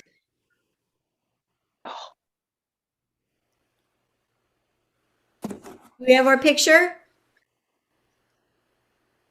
Yes. Keep Thank you. going. Yes. Our Keep going. What? What was that, Stephanie? Keep going. All right. Yes. Our second I place. wanted to make it bigger. Our second place winner is Fran Fiak. Come on down, Fran. Okay. Now Thank you. I guess I can talk till you get a screenshot. let us know. Got it? Yes. Congratulations, Fran. Thank you. And our first place in the Table Topics concert test today is Nate Stevens. Wow, thank you. Congratulations, Nate. Great job. Oh, thanks so much. Fantastic, Nate. My congrats. Oh, thank you. Him too. Oh, I need Nate to say something. Okay. Am I popping up now? Mm-hmm. Got it. Okay, great. Okay, thanks. thank you. All right. Thank you, Table Topics winners and Table Topics contestants. Now we will move on to our speech contest first 3 placements. And I must tell you that there were 2 disqualifications in the speech contest today. There were no disqualifications in Table Topics. Our 3rd place winner in the International Speech Contest for District 13, Division C, is Fran Fiak. All right. Another picture, Fran. Congratulations, Fran. Thank you. Woohoo, congratulations, Fran. Thank you. Yep, my congrats, Fran. Thanks. All right. Now, we're all going to be quiet so we can get a picture. Fran, you talk so Stephanie can get it. All right, Stephanie, take a picture. Hi, Fran. How are you? You got it. Thank you. Wait. Whoa. Too quick, Fran. Hold on. All right, I'll talk again. Got it. Thank you. Terrific. Our 2nd place winner, where's that lady in that bright red jacket? Shanda Kelch. I'm right here. Shanda Kelch, great. My congrats, Shanda. Very nicely done. Congratulations. Okay. All right, now Shanda, say a few words so Stephanie can get your picture. I don't know what you want me to say other than thank you very much for this opportunity to be here. I couldn't be more pleased and excited to have had this experience. You are Got it. Yeah. you are very welcome. Did you get it, Stephanie? Yes, got it. All right, very good. Thank you, Shonda. It's a pleasure. Thank you. And now to our first place winner. Ta-da, drum roll. Nate Stevens is our first place winner in the Division C District 13 International Speech Contest. If I had a broom to give you, Nate, I would, but I don't. My congrats on winning both contests today. Thank you so much, Dana. Thank you. That says third We need to place. switch over to Nate. There, yep, we need the Okay. first place. There we All go. right. Keep that there. Nope. Almost. Oh, There we Yes, there it is. And thank you everybody for Congratulations, Nate. hosting this contest today. It was a lot of fun. Thank you so much. I got you, Nate. you Thank got you. it? All right. Now, before everybody leaves, I have a few announcements to make. First of all, to congratulate all of our participants today. It was an outstanding day of speeches, originality, creativity, the best of Toastmasters has to offer, easily showing this is where leaders are made. And not only did we have speakers, we had a whole team of people putting on this great show for you today in honor of our contestants. And I would like to first I would like to invite everybody to the next round of contest, which is the division, which is the district level. And that will take place on Saturday, April 10th at our spring conference. Everybody will be getting notifications in the mail, and y'all register and come on down to our spring conference. And now to thank all of our dignitaries who are too numerous to mention. We're so grateful that you're here today. And I would like to thank our contest chair, our great award-winning contest team, Carol Snyder, our chief judge, Nick Cicchetti, our Zoom master, Jungwoo Ru, JR, our SAA Verda Perry, our other Zoom master, Marcy Anton. Sergeant at Arms was Verda Perry. Our timers were Gina Humphreys and Sue Malls, so everybody could know what their time was. And I would like to thank some of our dignitaries that I see: Patty Thor, Marcy Anton, Stephanie Scott, Steve Sokolowski. Help me out with some other dignitaries. Certainly Stephanie Scott, Marcy Anton. John Sinclair's here. John Sinclair's here. Bob Johnson here? Bob Johnson's here somewhere. Is he? Bob Johnson's working the YouTube portion. Yes, he Okay. is. Oh, now I finally want to thank our Division C clubs for supporting and encouraging and inspiring all these great speakers today. We're a pretty hot division, I'd say, Division C. And I'd like to thank our audience, our enthusiastic supporters, for your outstanding support today. Before we close, there's another great thing, a reason why Bob Johnson isn't here today. And who would like to speak on that? Steve or Stephanie? Would you like to speak on the live stream? I just want to say one dignitary that we forgot to recognize Please. that's with us today, and that is Mike Dalton, the past district governor. I'm sorry, who? Mike Dalton. Well, Mike, hi. Governor. Hello, Governor Mike. Steve, you want to mention the Thank you. Yes. Oh. Who would like to talk about the live stream? I'll step in. So the live stream is a way that we can have a lot more people participate and enjoy watching the videos of the contest. So what we're doing is the technical team, Steve Sokolowski and Bob and their whole team has been working very hard to make sure that what's going on in our little Zoom rooms is also being fed out to a live stream on YouTube. So when we have our district level contests, we'll be able to have hundreds of people watch the contest while we have just the dignitaries in the room, which will cut down on the amount of bandwidth degradation and it'll help the contest run more smoothly.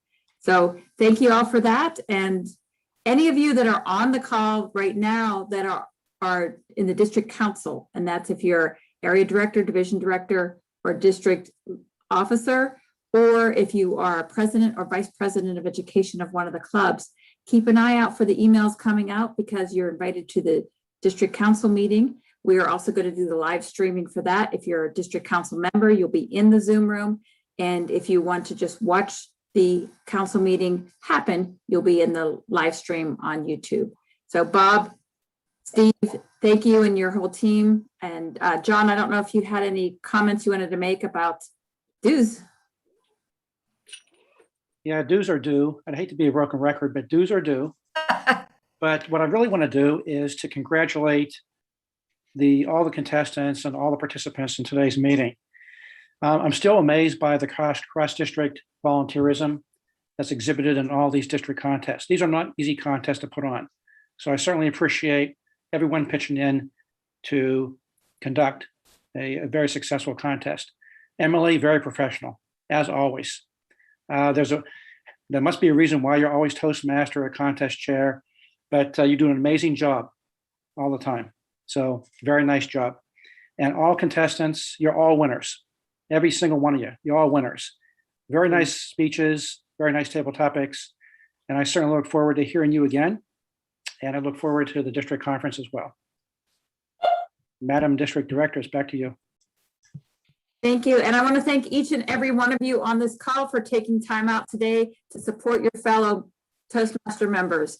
It is all about growth, like many of you have said today. So thank you very much. We appreciate you. Madam Toastmaster. Thank you, Patty. Thank you, John. Thank you, Jing. Thank you, who I didn't formally recognize as a dignitary, and Marcy and Tion. Patty, can you put the link into the chat box so for everybody who's here, they can get in on the live stream? Is there going to be a replay of it so that we can all see ourselves? Yes, it's in the chat box now. It's just go to YouTube at D13. Let me see if I can find it and repost it. It was way at the beginning. Yeah, I'll find it and repost it. All right. Steve just did. Oh, good. Terrific. Oh, all right. Yes, it's right here. All right. I think we're going to, I want all the contest winners to know that your certificates and your trophies will be mailed to you shortly. And thank you so much, everybody, for participating today. And let's rock out with some music. Marcy, our Zoom masters.